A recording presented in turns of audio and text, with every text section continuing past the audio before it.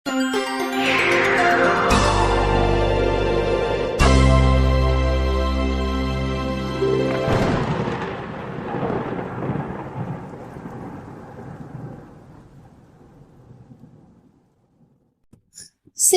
சிந்திக்கவும். பரமார்த்த குருகதைகள். பரமார்த்த குருகதைகள் என்பது வீரமா முனிவரால் எழுதப்பட்டது. பரமார்த்த குரு என்பவர் ஒரு குருகுல ஆசிரியர். அவரிடம் மட்டி, மடையன், முட்டாள், மூடன், மண்டு என 5 மாணவர்கள் சீடர்களாக இருந்தனர். பேருக்கேற்றவாறே அவர்கள் குணமும் இருந்தது. முதல் கதை. கிருஷ்ணா புடவை கொடு. பரமார்த்த குருவும் சீடர்களும் பொறி வாங்கி சாப்பிட்டபடி மடத்துக்கு திரும்பி கொண்டிருந்தனர். அப்போது பக்கத்து தெருவில் தெருக்கூத்து ஒன்று நடக்க இருந்தது. அதில் நடிப்பதற்காக கிருஷ்ணர் வேடம் போட்டுக்கொண்டு அந்த வழியாக வந்தார் ஒருவர். அவரை பார்த்த சீடர்கள் நிஜமான கிருஷ்ணர் தான் வருகிறார் என்று நம்பினார்கள். அதோ பாருங்கள் குருதேவா, கிருஷ்ண பரமாத்மா வருகிறார் என்று குதித்தான் மட்டி. ஆமாம் குருவே, கையில் புல்லாங்குழல் கூட வைத்திருக்கிறார் என்றான் மடையன். பரமார்த்த குருவும் அவரை கடவுள் என்றே நம்பினார். உடனே நன்றாக இருந்த தன் வேஷ்டியை கிழித்து விட்டு கொண்டார். சீடர்களே, நீங்களும் உங்கள் துணிகளை இதே போல் கிழித்துக் கொள்ளுங்கள் என்றார் பரமாத்மர். புது துணிகளை கிழிப்பதா? ஏன் குருவே என்று கேட்டான் முட்டாள். புத்தி கேட்டவனே, ஏன் என்று கேட்காதே, சீக்கிரம் கிளி, அப்போதுதான் நாம் ஏழைகள் என்று அவர் நம்புவார் என ஆணையிட்டார் பரமார்த்த குரு. சீடர்கள் ஐவரும் குருவின் கட்டளைப்படி கட்டியிருந்த வேட்டிகளை கிழித்து கந்தல் கந்தலாக ஆக்கினார்கள். உடனே பரமார்த்தர் வேகமாக சென்று கிருஷ்ணர் வேடம் போட்டவர் காலில் விழுந்து வணங்கினார்.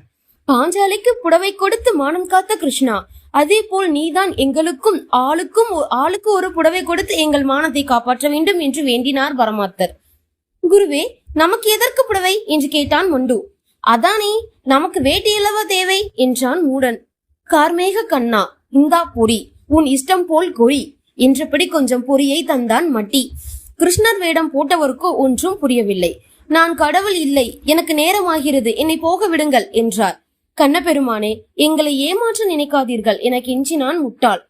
கண்ணா, அன்று குசேலர் கொடுத்த அவளை மட்டும் சாப்பிட்ட நீ இந்த ஏழை பரமார்த்தர் தரும் பொறியை சாப்பிட தயங்குவது ஏன் என்றார் குரு. கோபாலா, கோவிந்தா, தயவு செய்து கொஞ்சமாவது பொறியையாவது சாப்பிடு என்றான் மடையன். பொறியை சாப்பிடாவிட்டால் விடமாட்டார்கள் என்று நினைத்து கொஞ்சம் பொறியை சாப்பிட்டார் தெருக்கூத்து நடிகர். பொறி கொடுத்ததற்கு நன்றி, நான் போய் வருகிறேன் என்று நகர தொடங்கினார் நடிகர். என்ன, பொறியை தின்றுவிட்டு சும்மா போகிறீர்கள்? எங்களுக்கு வேண்டிய வரங்களை கொடுங்கள் என்றார் பரமார்த்தர். வரமா? அதென்ன? ஆமாம், குசேலர் வீடு பொன்னாக மாறியது போல் எங்கள் மடமும் தங்கமாக மாற வேண்டும். எங்கு பார்த்தாலும் பொற்காசுகளும் வைரங்களும் மின்ன வேண்டும் என்றான். எங்கள் கந்தல் உடைகள் பட்டாடையாக மாற வேண்டும் என்றான் முட்டாள். வரம் தராவிட்டால் ஆளை விட மாட்டோம் என்றான் மடையன். சரி, நீங்கள் நினைத்தபடியே நடக்க கடவது என்று அருள் புரிவது மாதிரி கையை காட்டினாள் தெருக்கூத்து நடிகர். ஆஹா, பொறிக்கு பொன் கொடுத்த கிருஷ்ணா, உன் கருணையே கருணை என்றபடி குருவும் சீடர்களும் அவர் காலில் விழுந்து வணங்கினார்கள். ஆளை விட்டால் போதும் என்று தெருக்கூத்து நடிகர் ஓட்டம் பிடித்தார். அப்பாடா, கடவுளையே நேரில் பார்த்து விட்டோம், அவரும் ஏமாந்து போய் வரம் கொடுத்து விட்டார் என்றார் பரமார்த்தர். குருவே, நாம் மடத்துக்கு போகும்போது மடமெல்லாம் தங்கமாக மாறிவிட்டிருக்கும். மடம் முழுவதும் பொற்காசுகள் குவிந்து கிடக்கும். அதனால் இனிமேல் நீங்கள் நடந்து போக கூடாது என்றான் மட்டி. எங்காவது பல்லக்கு கிடைத்தால் வாங்கி விடலாம் என்றான் மடையன். போகும் வழியில் ஒருவன் பாடை கட்டி கொண்டு இருந்தான். அதை கண்ட முட்டாள், குருவே, இதோ பாருங்கள் பூ பல்லக்கு, இதையே விலைக்கு வாங்கி விடலாம் என்றான் மடையன். பாடை கட்டியவனிடம் சென்ற மட்டி இந்த பல்லக்கு என்ன விலை என்று விசாரித்தான். இது பல்லக்கு இல்லை என்றான் பாடை கட்டியவன். நாங்கள் ஒன்றும் ஏமாளிகள் அல்ல, இது பல்லக்கே தான், உனக்கு வேண்டிய பணம் தருகிறோம் என்றான் மடையன். சீடர்களின் தொல்லையை பொறுக்காமல், நான் வேறு ஒன்று செய்து கொள்கிறேன், நீங்கள் இதை எடுத்துக் கொள்ளுங்கள் என்றான் அவன். பரமார்த்தரும் மகிழ்ச்சியோடு பாடையில் ஏறி அமர்ந்து கொண்டார். இருட்ட தொடங்கியதும் முட்டாள் கொல்லிக்கட்டையை தூக்கியபடி முன்னே நடந்தான். மற்ற சீடர்கள் பாடையை தூக்கி வந்தனர். சிறிது தூரம் வந்ததும் ஒரே தாகமாக இருக்கிறது என்றபடி பாடையை இறக்கி வைத்தார்கள் சீடர்கள். 5 பேரும் தண்ணீரை தேடி சென்ற போது பரமார்த்தர் விழித்துக் கொண்டார். என்ன, யாரையுமே காணோம் என்றபடி சீடர்களை தேடி வேறு பக்கம் சென்றார். அப்போது அந்த வழியாக வந்த நாய் ஒன்று பாடையில் ஏறி படுத்துக் கொண்டது. திரும்பி வந்த சீடர்களோ எதையும் கவனிக்காமல் பழையபடி பாடையை தூக்கி கொண்டு புறப்பட்டனர். மடத்தை நெருங்கியதும் நாய் விழித்துக் கொண்டது. லல் லல் என்று குறைத்தது. அவ்வளவுதான். பாடையை தொப்பென்று கீழே போட்ட சீடர்கள், ஐயோ இதென்ன அதிசயம், நம் குரு நாயாக மாறி இருக்கிறாரே என அலறினார்கள். அந்த கிருஷ்ண கடவுள் தான் ஏதோ மந்திரம் போட்டு விட்டார் என்றான் முட்டாள். நம் மடம் கூட தங்கமாக மாறாமல் பழையபடி அப்படியே இருக்கிறதே என்று துக்கப்பட்டான் மண்டு. அப்போது இருட்டில் விழுந்தடித்து ஓடி வந்த பரமார்த்தர், புத்தி கெட்ட சீடர்களே, என்னை பாதி வழியிலேயே விட்டு வந்து விட்டீர்களே என திட்டினார். குருநாதா, அந்த கிருஷ்ண கடவுளை நம்பினோம், அவரும் பொறி வாங்கி தின்று விட்டு நம்மை கைவிட்டு விட்டாரோ என்று ஒப்பாரி வைத்தனர் சீடர்கள். பரமார்த்தரும் சீடர்களும் சேர்ந்து கொண்டு புலம்பினார்கள். கால் முளைத்த மீன்கள். ஒரு நாள் கடலுக்கு சென்று மீன் பிடிக்க வேண்டும் என்ற ஆசை மட்டிக்கு ஏற்பட்டது. தன் விருப்பத்தை குருவிடம் தெரிவித்தான். அதை கேட்ட மடையன், குருவே, பகலில் போனால் பெரிய பெரிய அலைகள் நம்மை சாகடித்து விடும், அதனால் ராத்திரியில் தான் போக வேண்டும் என்றான். ஆமாம் குருவே, அப்போதுதான் கடல் தூங்கிக் கொண்டிருக்கும் என்றான் மண்டு. ஒரே இருட்டாக இருக்குமே, என்ன செய்வது என்று கேட்டான் மூடன். என் கையில்தான் கொல்லிக்கட்டை இருக்கிறதே என்றான் முட்டாள். கடல் என்றதுமே பரமார்த்தருக்கு பயமாக இருந்தது. இருந்தாலும் சீடர்கள் தன்னை கோழை என்று நினைத்துவிடக் கூடாது என்பதால் சம்மதம் தெரிவித்தார். சீடர்கள் மகிழ்ச்சியோடு ஆளுக்கு ஒரு தூண்டில் தயார் செய்தனர். இரவு வந்தது. குருவும் சீடர்களும் கொல்லிக்கட்டை வெளிச்சத்தில் மீன் பிடிக்க புறப்பட்டார்கள். கடற்கரை ஓரத்தில் படகு ஒன்று இருந்தது. அதில் பரமார்த்தரும் அவரது 5 சீடர்களும் ஏறிக்கொண்டனர். மட்டியும் மடையனும் துடுப்பு போட்டனர். மூடன் தூண்டிலை போட்டான். அவன் போட்ட தூண்டிலில் தவளை ஒன்று மாட்டியது. அதை கண்ட சீடர்கள், இதென்ன விசித்திரமாக இருக்கிறதே என்று கேட்டனர். அது தவளை என்பதை மறந்த பரமார்த்தர், இதுவும் ஒரு வகை மீன்தான், அதிகமாக தின்று கொளுத்து விட்டால் இப்படி கால்கள் முளைத்து விடும் என்று விளக்கம் கூறினார். அப்படியானால் கால் முளைத்த மீன்களை கட்டி போட்டு வீட்டிலேயே வளர்க்கலாம் என்றான் மட்டி. அதற்கு பிறகு மண்டு போட்ட தூண்டிலில் ஒரு சிறிய மீன் மட்டுமே மாட்டியது. குருநாதா, எனக்கு ஒரு யோசனை தோன்றுகிறது. படகுக்கு வெளியே நிறைய மீன்கள் இருந்தாலும் கொஞ்சம்தான் நமக்கு கிடைக்கின்றன. அதனால் படகில் சில ஓட்டைகளை போட்டு பக்கத்தில் கொஞ்சம் பூச்சிகளை வைத்து விடுவோம். அந்த பூச்சிகளை தின்பதற்காக மீன்கள் ஓட்டை வழியாக படகுக்குள் வரும். உடனே லபக்கென்று பிடித்துக் கொள்ளலாம் என்றான் முட்டாள். சபாஸ், சரியான யோசனை என்று முட்டாளை பாராட்டினார் பரமார்த்தர். அவன் யோசனை படகில் இருந்த ஆணிகளால் ஆளுக்கு ஒரு ஓட்டை போட்டனர். அவ்வளவுதான். அப்போதே கடல் நீர் குபு குபு என்று படகுக்குள் பாய்ந்து வந்தது. அதை கண்ட சீடர்கள் ஐயோ என்று கத்திக்கொண்டு எகிரி குதித்தனர். அதனால் இன்னும் கொஞ்சம் ஆட்டம் கண்டது படகு. அதற்குள் படகு முழுவதும் நீர் நிரம்பி விடவே படகு கடலுக்குள் மூழ்கியது. குருவும் சீடர்களும் லபதிபோ என்று அலறியபடி நீருக்குள் தத்தளித்தனர். அவர்கள் போட்ட சப்தத்தை கேட்டு அங்கு வந்து சில மீனவர்கள் நீந்தி சென்று அவர் அனைவரையும் காப்பாற்றினர். மடத்துக்கு வந்து சேர்ந்த சீடர்கள், நம் படகு எப்படி கவிழ்ந்தது என்று கேட்டனர். கடலும் மீன்களும் சேர்ந்து சதித்திட்டம் செய்ததுதான் நம் படகை கவிழ்த்து விட்டன என்றார் பரமார்த்தர். அப்படியானால் எப்படியாவது கடலின் திமிரையும் மீன்களின் கொட்டத்தையும் அடக்க வேண்டும் என்றான் மட்டி.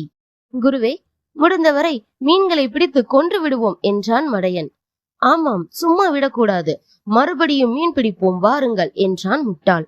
மறுநாளும் மீன் பிடிக்க புறப்பட்டனர். கடலுக்குள் சென்றதும், குருவே, எங்களை விட உங்கள் மீதுதான் மீன்களுக்கு கோபம் அதிகமாக இருக்கும். அதனால் தூண்டில் போடுவதற்கு பதில் உங்களையே கயிற்றில் கட்டி கடலுக்குள் இறக்கி விடுகிறோம் என்றான் மட்டி. உங்களை கடிப்பதற்காக கடலில் உள்ள எல்லா மீன்களும் வரும். உடனே நாங்கள் எல்லா மீன்களையும் பிடித்து விடுகிறோம் என்றான் மடையன். குரு சற்று நேரம் யோசித்தார். நீங்கள் சொல்வதும் சரியே என்றார். உடனே சீடர்கள் அவரை கயிற்றில் கட்டி கடலில் தூக்கி போட்டனர். நீச்சல் தெரியாத பரமார்த்தர் நீருக்குள் மூழ்கியதும் மூச்சு விட முடியாமல் துடித்தார். நீரின் மேல் பரப்பில் காற்று குமிழிகள் வருவதை கண்ட சீடர்கள், அடே அப்பா, நம் குரு நிறைய மீன்களை பிடித்திருக்கிறார் போல் இருக்கிறது என்றனர். பரமார்த்தரின் வயிறு முழுவதும் நீர் நிரம்பியதால் குமிழிகள் வருவது நின்றன. எல்லா மீன்களையும் பிடித்து விட்டார் என்று நினைத்த சீடர்கள் நீரிலிருந்து குருவை தூக்கினர். ஆனால் பரமார்த்தரோ மயங்கி கிடந்தார். மீன்களோடு நீண்ட நேரம் சண்டை போட்டதால் களைத்து விட்டார் என்றான் மட்டி. கண் விழித்து பரமார்த்தர், சீடர்களே, இன்னும் நம் மீது கடலுக்கு இருக்கும் கோபம் தீரவில்லை. எப்படியோ இந்த தடவை தப்பித்து விட்டோம். இனிமேல் கடல் பக்கமே போக வேண்டாம் என்றார். கடைசியில் கடலையும் மீன்களையும் திட்டியபடி அனைவரும் கரை சேர்ந்து உதைக்கிற கழுதையே உழைக்கும். குருதேவா, ஜமீன்தார் ஜம்புலிங்கம் வீட்டில் துணி துவைப்பதற்கு ஆள் தேவையாம். அந்த வேலையை செய்தால் என்ன என்று சீடர்கள் கேட்டனர். துணி துவைக்கிற தொழிலுக்கு பொது சுமக்கம் கழுதை இருந்திருக்க வேண்டும். நம்மிடம் அது இல்லையே, என்ன செய்வது என்றார் பரமார்த்தர். கழுதை இல்லாவிட்டால் என்ன, அதற்கு பதில்தான் நாங்கள் இருக்கிறோமே என்று சீடர்கள் கூறினர். இருந்தாலும் நிஜமான கழுதை இருந்தால் நல்லது. நல்ல கழுதையாக ஒன்று வாங்கி வாருங்கள் என்று உத்தரவிட்டார் பரமார்த்த குரு. அன்று மாலையே அவர் மடத்துக்கு கழுதை ஒன்று வந்து சேர்ந்தது. கழுதையை பார்வையிட்ட பரமார்த்தர் அதன் வாலை பிடித்து முறுக்கி பார்த்தார். கோபம் கொண்ட கழுதை விழுக்கென்று ஒரு விதையிட்டது. ஐயோ என்று அலறியபடி தூர போய் விழுந்தார் பரமார்த்தர். முட்டாள்களே, என் பெருமைகளை பற்றி கழுதையிடம் ஒன்றுமே சொல்லவில்லையா என்று கோபமாக கேட்டார். குருதேவா, உங்களை பற்றி எல்லா விஷயங்களையும் தெளிவாக எடுத்து சொன்னோம். அதனால்தான் உதைத்ததோ என்னவோ என்றான் மடையன். ஆமாம் குருவே, அப்படியும் இருக்கலாம் என்று ஒத்து ஊதினான் மட்டி. பரவாயில்லை, அடிக்கிற கைதான் அணைக்கும், அதுபோல உதைக்கிற கழுதைதான் உண்மையாய் உழைக்கும். ஆகையால் இந்த கழுதையே இருக்கட்டும் என்றார் பரமார்த்தர். குருவும் சீடர்களும் கழுதை வைத்திருப்பதை அறிந்த உள்ளூர் திருடன் அதை எப்படியாவது திருடி செல்ல திட்டமிட்டான். ஒரு நாள் கழுதையின் கழுத்தில் கட்டப்பட்டிருந்த கயிற்றை அவிழ்த்து கொண்டிருந்தான் திருடன். ஆனால் அதற்குள் சீடர்கள் வரும் சத்தம் கேட்கவே அவசரமாய் கழுதையை மட்டும் தூர ஓட்டிவிட்டு அதனிடத்தில் தான் நின்று கொண்டான். வெளியே வந்து பார்த்த சீடர்களுக்கு வியப்பும் அதிர்ச்சியுமாய் இருந்தது. இதென்ன, கழுதை இருந்த இடத்தில் மனிதன் இருக்கிறானே என்றான் மூடன். ஒருவேளை இது மாயமந்திரம் தெரிந்த கழுதையாக இருக்குமோ என்னவோ என்று சந்தேகப்பட்டான் மண்டு. அதற்குள் பரமார்த்தரும் வந்து சேர்ந்தார். உன்னை கழுதியாகத்தானே வாங்கி வந்தோம், நீ எப்படி மனிதனாக மாறினாய் என்று கேட்டான் முட்டாள். நான் முதலில் மனிதனாகத்தான் இருந்தேன். ஒரு முனிவரின் கோபத்துக்கு ஆளாகிவிட்டேன். அவர்தான் என்னை கழுதியாக போகும்படி சாபமிட்டார். இப்போது சாபம் நீங்கிவிட்டதால் மறுபடி மனிதனாக மாறிவிட்டேன் என்று புழுகினான் திருடன். திருடனின் பொய்யை புரிந்து கொள்ளாத பரமார்த்தர் மனிதனை கழுதியாக மாற்றியதால் தப்பித்தோம். அதே முனிவர் சிங்கத்தையோ புலியையோ கழுதியாக மாற்றி இருந்தால் இந்நேரம் நம்மை எல்லாம் சாப்பிட்டிருக்கும். நல்ல காலம், தப்பித்தோம் என்று மகிழ்ந்தார். சீடர்களும் விட்டது தொல்லை என்று மகிழ்ந்தனர். கழுதை இல்லாமலேயே ஜமீன்தார் வீட்டில் வேலைக்கு சேர்ந்த சீடர்கள் துணிகளை மூட்டை கட்டி பாசி பிடித்த ஒரு குட்டைக்கு எடுத்து சென்றார்கள். வெள்ளை வெள்ளேர் என்று இருக்க வேண்டும் என்பது ஜமீன்தார் கட்டளை என்று சொல்லியபடி வெவ்வேறு நிறங்களில் இருந்த துணிகளை கல்லில் தேய்த்து கிழித்தான் மட்டி. வெள்ளையாக இருந்த வேஷ்டியில் பாசியை தேய்த்து பச்சை நிறமாக மாற்றினான் மடையன். ஒரே துணியாக இருந்ததை கசைக்கு பிழிந்து முறுக்கி பல துண்டுகளாக ஆக்கினார்கள் முட்டாளும் மூடனும். அப்பாடா, ஒரு வழியாக நன்றாக வெளுத்து கட்டி விட்டோம் என்று மகிழ்ந்தபடி ஜமீன்தார் வீட்டுக்கு புறப்பட்டனர். நீங்கள் ஒரு துணி போட்டீர்கள், நான் அதையே 10 கொண்டு வந்திருக்கிறேன் என்று பெரும் ஜம்பம் அடித்துக் கொண்டான் முட்டாள். வெள்ளையை பச்சையாக்கி விட்டேன் என்று குதித்தான் மடையன். சீடர்கள் கொண்டு வந்த துணிகளை பிரித்து பார்த்த ஜமீன்தாருக்கு மயக்கமே வந்துவிடும் போலிருந்தது. அட பாவிகளா, முழுசாய் இருந்ததை எல்லாம் கிழித்து கோவண துணிகளாய் ஆக்கி விட்டீர்களே, புத்தி கெட்டவர்களை நம்பி இந்த காரியத்தை செய்ய சொன்னேனே என்று புலம்பியபடி சீடர்களை விரட்டி அடித்தார்.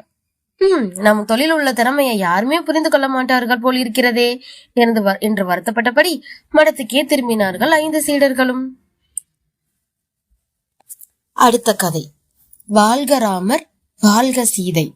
ஒரு கோயிலுக்குள் 2 திருடர்கள் பூட்டை உடைத்து சாமி சிலைகளை திருடி கொண்டு இருந்தார்கள்.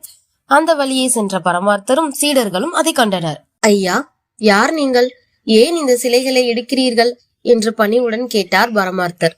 குருவையும் சீடர்களையும் கண்ட திருடர்கள் முதலில் சற்று பயந்தார்கள். பிறகு சமாளித்துக் கொண்டு, நாங்கள் வெளியூரில் இருந்து வருகிறோம், இங்கே உள்ள சிலைகளை எல்லாம் அங்கே கொண்டு போகிறோம் என்றனர். வெளியூருக்கா? ஏன் என்று கேட்டான் மட்டி. இந்த சிலைகள் இங்கேயே இருப்பதால் என்ன பயன்? வெளியூருக்கு போனால்தான் அங்கிருக்கும் மக்களும் பார்ப்பார்கள். அப்போதுதான் உங்கள் ஊரின் பெருமை மற்ற ஊருக்கும் தெரியும் என்றான் திருடர்களில் ஒருவன். ஆழ்வார்கள் நாயன்மார்கள் செய்த தொண்டை விட நீங்கள் செய்யும் தொண்டுதான் பெரியது. உங்கள் பக்தியை மெச்சுகிறேன் என்று பாராட்டினார் பரமார்த்தர். ஆனால் மட்டிக்கு மட்டும் கொஞ்சம் சந்தேகமாக இருந்தது. இதை நீங்கள் திருடி கொண்டு போகிறீர்கள் என்றான். அதை கேட்ட திருடர்கள், சேச்ச, திருடுவதா இருந்தால் யாருக்கும் தெரியாமல் அல்லவா திருட வேண்டும்? உங்களுக்கு தெரிந்துதானே எடுத்துக்கொண்டு போகிறோம், அது எப்படி திருடுவதாகும் என்று கேட்டான். ஆமாம், எங்கள் முன்னிலையில் நடப்பதால் இது திருட்டு இல்லைதான் என்று ஒப்புக்கொண்டான் மட்டி. மறுபடியும் சாமி சிலைகளை பெயர்த்து எடுத்தனர் திருடர்கள். அவர்கள் கஷ்டப்படுவதை கண்ட மடையன், குருதேவா, இவர்களுடன் சேர்ந்து நாமும் கொஞ்சம் தூக்கி விடலாமே என்று கேட்டான். ஓ, தாராளமாக உதவி செய்வோம் என்று சொல்லியவாறு சிலைகளை தூக்க போனார் குரு. ஒரு வழியாக ராமர் சிலை, சீதை சிலை, ஆஞ்சநேயர் சிலை எல்லாவற்றையும் பெயர்த்து எடுத்தனர். குருவே, இவ்வளவு காலமாக இந்த சாமி சிலைகள் நம் ஊரில் இருந்தன. இப்போது வெளிநாடு எல்லாம் சுற்றி பார்க்க போகின்றன. ஆதலால் இன்று விசேஷ பூஜை செய்துதான் அனுப்ப வேண்டும் என்றான் முட்டாள். யாராவது ஆள் வந்துவிட போகிறார்கள் என்று பயந்த திருடர்கள் சீக்கிரம் செய்யுங்கள் என்று அவசரப்படுத்தினர். பரமார்த்தரும் அவசரமாக மந்திரம் சொல்லியபடியே பூஜை செய்தார். சீடர்களும் சிலைகளின் கால்களில் விழுந்து வணங்கி எழுந்தனர். பூசை முடிந்தது. கோயிலுக்கு வெளியில் தயாராக இருந்த வண்டியில் சிலைகளை தூக்கி கொண்டு போக நினைத்தனர் திருடர்கள். அப்போது பரமார்த்தரும் மட்டி, மடையன், முட்டாள் ஆகிய 3 சீடர்களுக்கு உற்சாகம் அதிகமாயிற்று. சாமிக்கு விடை கொடுத்து அனுப்ப வேண்டும் என்று சொல்லிக்கொண்டே வாழ்க ராமர், வாழ்க சீதை, ஆஞ்சநேயர் குஜே என்று காட்டுக்கத்தலாக கத்தினார்கள். அவர்கள் கத்துவதை கண்ட திருடர்களுக்கு பொறுமை போய்விட்டது. அட பாவிகளா, கடைசி நேரத்துல சத்தம் போட்டு எங்க காரியத்தையே கெடுத்து விடுவீங்க போல இருக்கே என்று திட்டினார்கள். சத்தம் போட்டால் என்ன தப்பு என்று கேட்டான் மடையன். குதிரை மீது ஏறிக்கொண்ட திருடர்கள் வண்டியை ஓட்டியபடியே, முட்டாள்களே, நாங்கள் இந்த சிலைகளை திருடி கொண்டு போகிறோம், இது கூட உங்களுக்கு தெரியவில்லையே என்று உண்மையை கூறினர். அதை கேட்டு பரமார்த்தருக்கும் சீடர்களுக்கும் ஆச்சரியமாய் இருந்தது. என்ன, திருடி கொண்டு போகிறீர்களா என்றபடி மயங்கி விழுந்தான் முட்டாள். ஐயோ, திருடர்கள் திருடர்கள் என்று கத்தினான் மட்டி. அவர்களை பிடிப்பதற்கு குதிரை வண்டியின் பின்னே ஓடி போய் கீழே விழுந்து உருண்டான் மடையன். பரமார்த்தரோ அதிர்ச்சியில் சாமி போல் சிலையாகி நின்றார். பரமார்த்தரின் மடத்தருகே வந்ததும் திருடர்கள் வண்டியை நிறுத்தினர். சிலைகளுடன் மடத்துக்குள் சென்றனர். உள்ளே மண்டுவும் மூடனும் இருந்தனர். அடே, நாங்கள் கொஞ்ச நேரம் இங்கே தூங்க போகிறோம், அதுவரை இந்த சிலைகளை பத்திரமாக வைத்திருங்கள், தூங்கி எழுந்ததும் சிலைகளை எங்களிடமே ஒப்படைத்து விட வேண்டும் என்று கட்டளையிட்டனர்.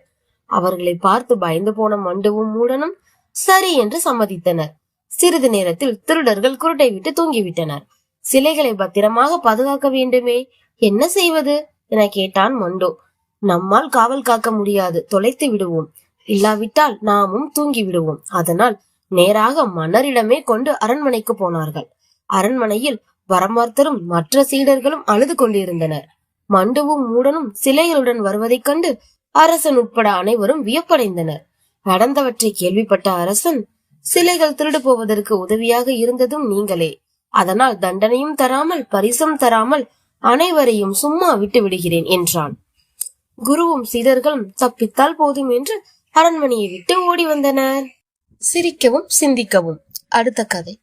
தண்டச்சோற்று தடிராமன்கள். எப்படியோ அரசனை ஏமாற்றி மடநாட்டின் முதல் மந்திரி ஆகிவிட்டார் பரமார்த்த குரு. அவருக்கு துணையாக சீடர்களும் அரண்மனை ஊழியர்களாக நியமிக்கப்பட்டனர். நம் குரு முதலமைச்சர் ஆகிவிட்டதால் இனி கவலையே பட வேண்டாம் என்று சந்தோஷம் கொண்டனர் 5 சீடர்களும். ஒரு நாள் நமது நாட்டு படைபலம் எப்படி இருக்கிறது என்று பரமார்த்திடம் கேட்டான் மடமன்னன். இதுதான் நல்ல சமயம் என்று நினைத்தார் பரமார்த்தர். மன்னா, உங்களிடம் சொல்லவே நாக்கு கூசுகிறது. நம் நாட்டு யானைகள் எல்லாம் பட்டினியால் வாடி இளைத்து பன்றிகள் போல் ஆகிவிட்டன என்று புழுகினார். சீடர்களும் ஆமாம் அரசே, இப்படியே கவனிக்காமல் விட்டால் போரில் கட்டாயம் தோல்வியே ஏற்படும் என்று ஒத்து ஊதினார்கள். அதை கேட்ட மன்னன், அப்படியா, 2 யானைகளை இங்கே அழைத்து வாருங்கள் என்று கட்டளையிட்டான். மட்டியும் மடையனும் ஓடி சென்று 2 பன்றி குட்டிகளை அரண்மனைக்குள் ஓட்டி வந்தனர். அதை பார்த்த அரசன், சேச்ச, பார்க்கவே சகிக்கல, இவையா நம் நாட்டு யானைகள் என்று கேட்டான். முதலில் மட மன்னனுக்கு கொஞ்சம் சந்தேகம் ஏற்பட்டது. இது யானை என்றால் தும்பிக்கையை காணோமே என்று கேட்டான். மன்னா, எல்லாம் முதலில் தும்பிக்கையுடன் இருந்த யானைகள் தான். பட்டினி கிடப்பதால் உடலும் எலிந்து விட்டது, தும்பிக்கையும் சுருங்கி விட்டது என்று விளக்கினார் பரமார்த்தர். இவை மறுபடியும் பழைய உருவம் அடைவதற்கு என்ன செய்ய வேண்டும் என்று கேட்டான் மடமன்னன். மன்னா, இன்னொரு விஷயம், அதையும் பாருங்கள், பிறகு வைத்தியம் சொல்கிறோம் என்றார் குரு. நமது நாட்டு குதிரைப்படைகளும் இதே போல் இழைத்து விட்டன, எல்லாம் ஆட்டுக்குட்டிகள் மாதிரி ஆகிவிட்டன என்றான் மூடன். அப்படியா, வியப்பாக இருக்கிறதே, என்ன செய்யலாம் சொல்லுங்கள் என்றான் மன்னன். மன்னா, நாங்கள் அருமையான திட்டம் ஒன்று வைத்துள்ளோம். அதன்படி 1000 பொற்காசுகள் செலவாகும். அந்த 1000 பொற்காசுகளையும் எங்களிடமே கொடுத்து விடுங்கள். நாங்கள் எல்லாவற்றையும் பழையபடி குண்டாக்கி விடுகிறோம் என்றனர் முட்டாளும் மூடனும். மடமன்னன் பெரிய கஞ்சன், அதனால் 1000 பொற்காசு செலவழிக்க மனம் வரவில்லை. வேறு ஏதாவது யோசனை இருந்தால் சொல்லுங்கள் என்று கட்டளையிட்டான். நம் திட்டம் எல்லாம் பாழாகி விட்டதே என்று வருந்தினார் பரமார்த்தர். சீடர்களுக்கும் ஆத்திரமாக இருந்தது. அரசே, எல்லா யானைகளையும் குதிரைகளையும் நாட்டில் உள்ள வயல்களில் மேய விடுவோம். கொஞ்ச நாளில் சரியாகிவிடும் என்றான் மண்டு. இதை வேண்டுமானால் செய்யலாம் என்றான் மட மன்னன். பரமார்த்தரின் ஆணையின்படி மட நாட்டில் உள்ள பன்றிகள் ஆடுகள் அனைத்தும் அவிழ்த்து விடப்பட்டன. எல்லாம் சேர்ந்து கொண்டு குடிமக்களின் வயல்களில் சென்று மேய தொடங்கின. 2 நாளில் எல்லா வகையான தானியங்களும் பாழாகிவிட்டன. அடுத்த மாதமே நாடு முழுவதும் பஞ்சம் ஏற்பட்டது. பல பேர் சோற்றுக்கே வழியில்லாமல் இறந்தனர். பரமார்த்தரும் சீடர்களும் ஒரு பயனும் இன்றி தண்டச்சோற்று தடிராமன்களாக இருப்பதை கண்ட மன்னன் எல்லோரையும் விரட்டி அடித்தான். அடடா, எப்படியாவது 1000 பொற்காசுகளை சம்பாதித்து விடலாம் என்று நினைத்தோம். கடைசியில் இப்படி பாழாகிவிட்டதே. பரமார்த்த குருவும் சீடர்களும் படுத்து தூங்கிக் கொண்டு இருந்தார்கள்.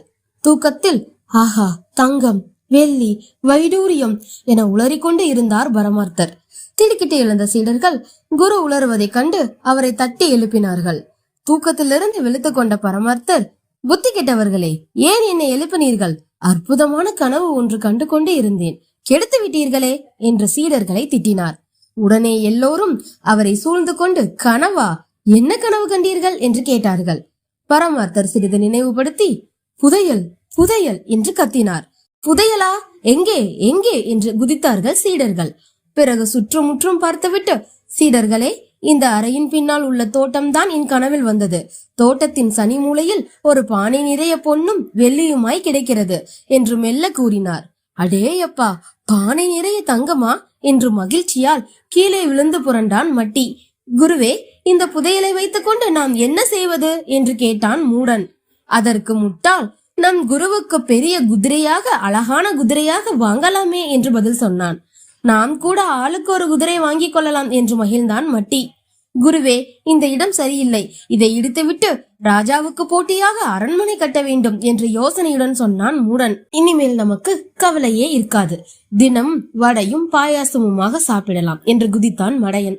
குருவே, அப்படியானால் நாம் எல்லோரும் இப்போதே ஓடிப்போய் அந்த இடத்தை தோண்டி பார்ப்போம் என்றான் முட்டாள். ஆமாம், அதுதான் நல்லது. பகலில் தோண்டினால் ஊர் பூராவும் தெரிந்துவிடும், அப்புறம் எல்லோரும் பங்கு கேட்பார்களே என்றான் மடையன். மடையன் சொல்வதும் சரிதான், வாருங்கள் எல்லோரும் போய் இப்போதே தோண்டுவோம் என்று தோட்டத்துக்கு போனார்கள். வெளிச்சம் தெரிவதற்காக கையில் கொல்லிக்கட்டையை பிடித்துக் கொண்டு நின்றான் முட்டாள். யாராவது பார்க்கிறார்களா என்று பார்த்துவிட்டு தம்முடைய கைத்தடியால் ஓர் இடத்தில் வட்டமாக கோடு போட்டார் பரமார்த்தர்.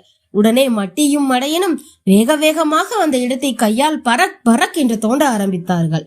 சிறிது நேரமானதும் கையெல்லாம் வலிக்கிறதே என்று மூச்சு வாக்க உட்கார்ந்து விட்டனர். குருவே, புதையலை விடக்கூடாது என்றபடி மூடனும் மண்டுவும் தொடர்ந்து பள்ளம் பறித்தார்கள். 4 பேரும் மாறி மாறி தோண்டிக்கொண்டே இருந்த போது திடீரென்று வெள்ளையாக ஏதோ ஒன்று தட்டுப்பட்டது. புதையல் புதையல் என்று குதித்தபடி இன்னும் வேகமாக தோண்டினான் மட்டி.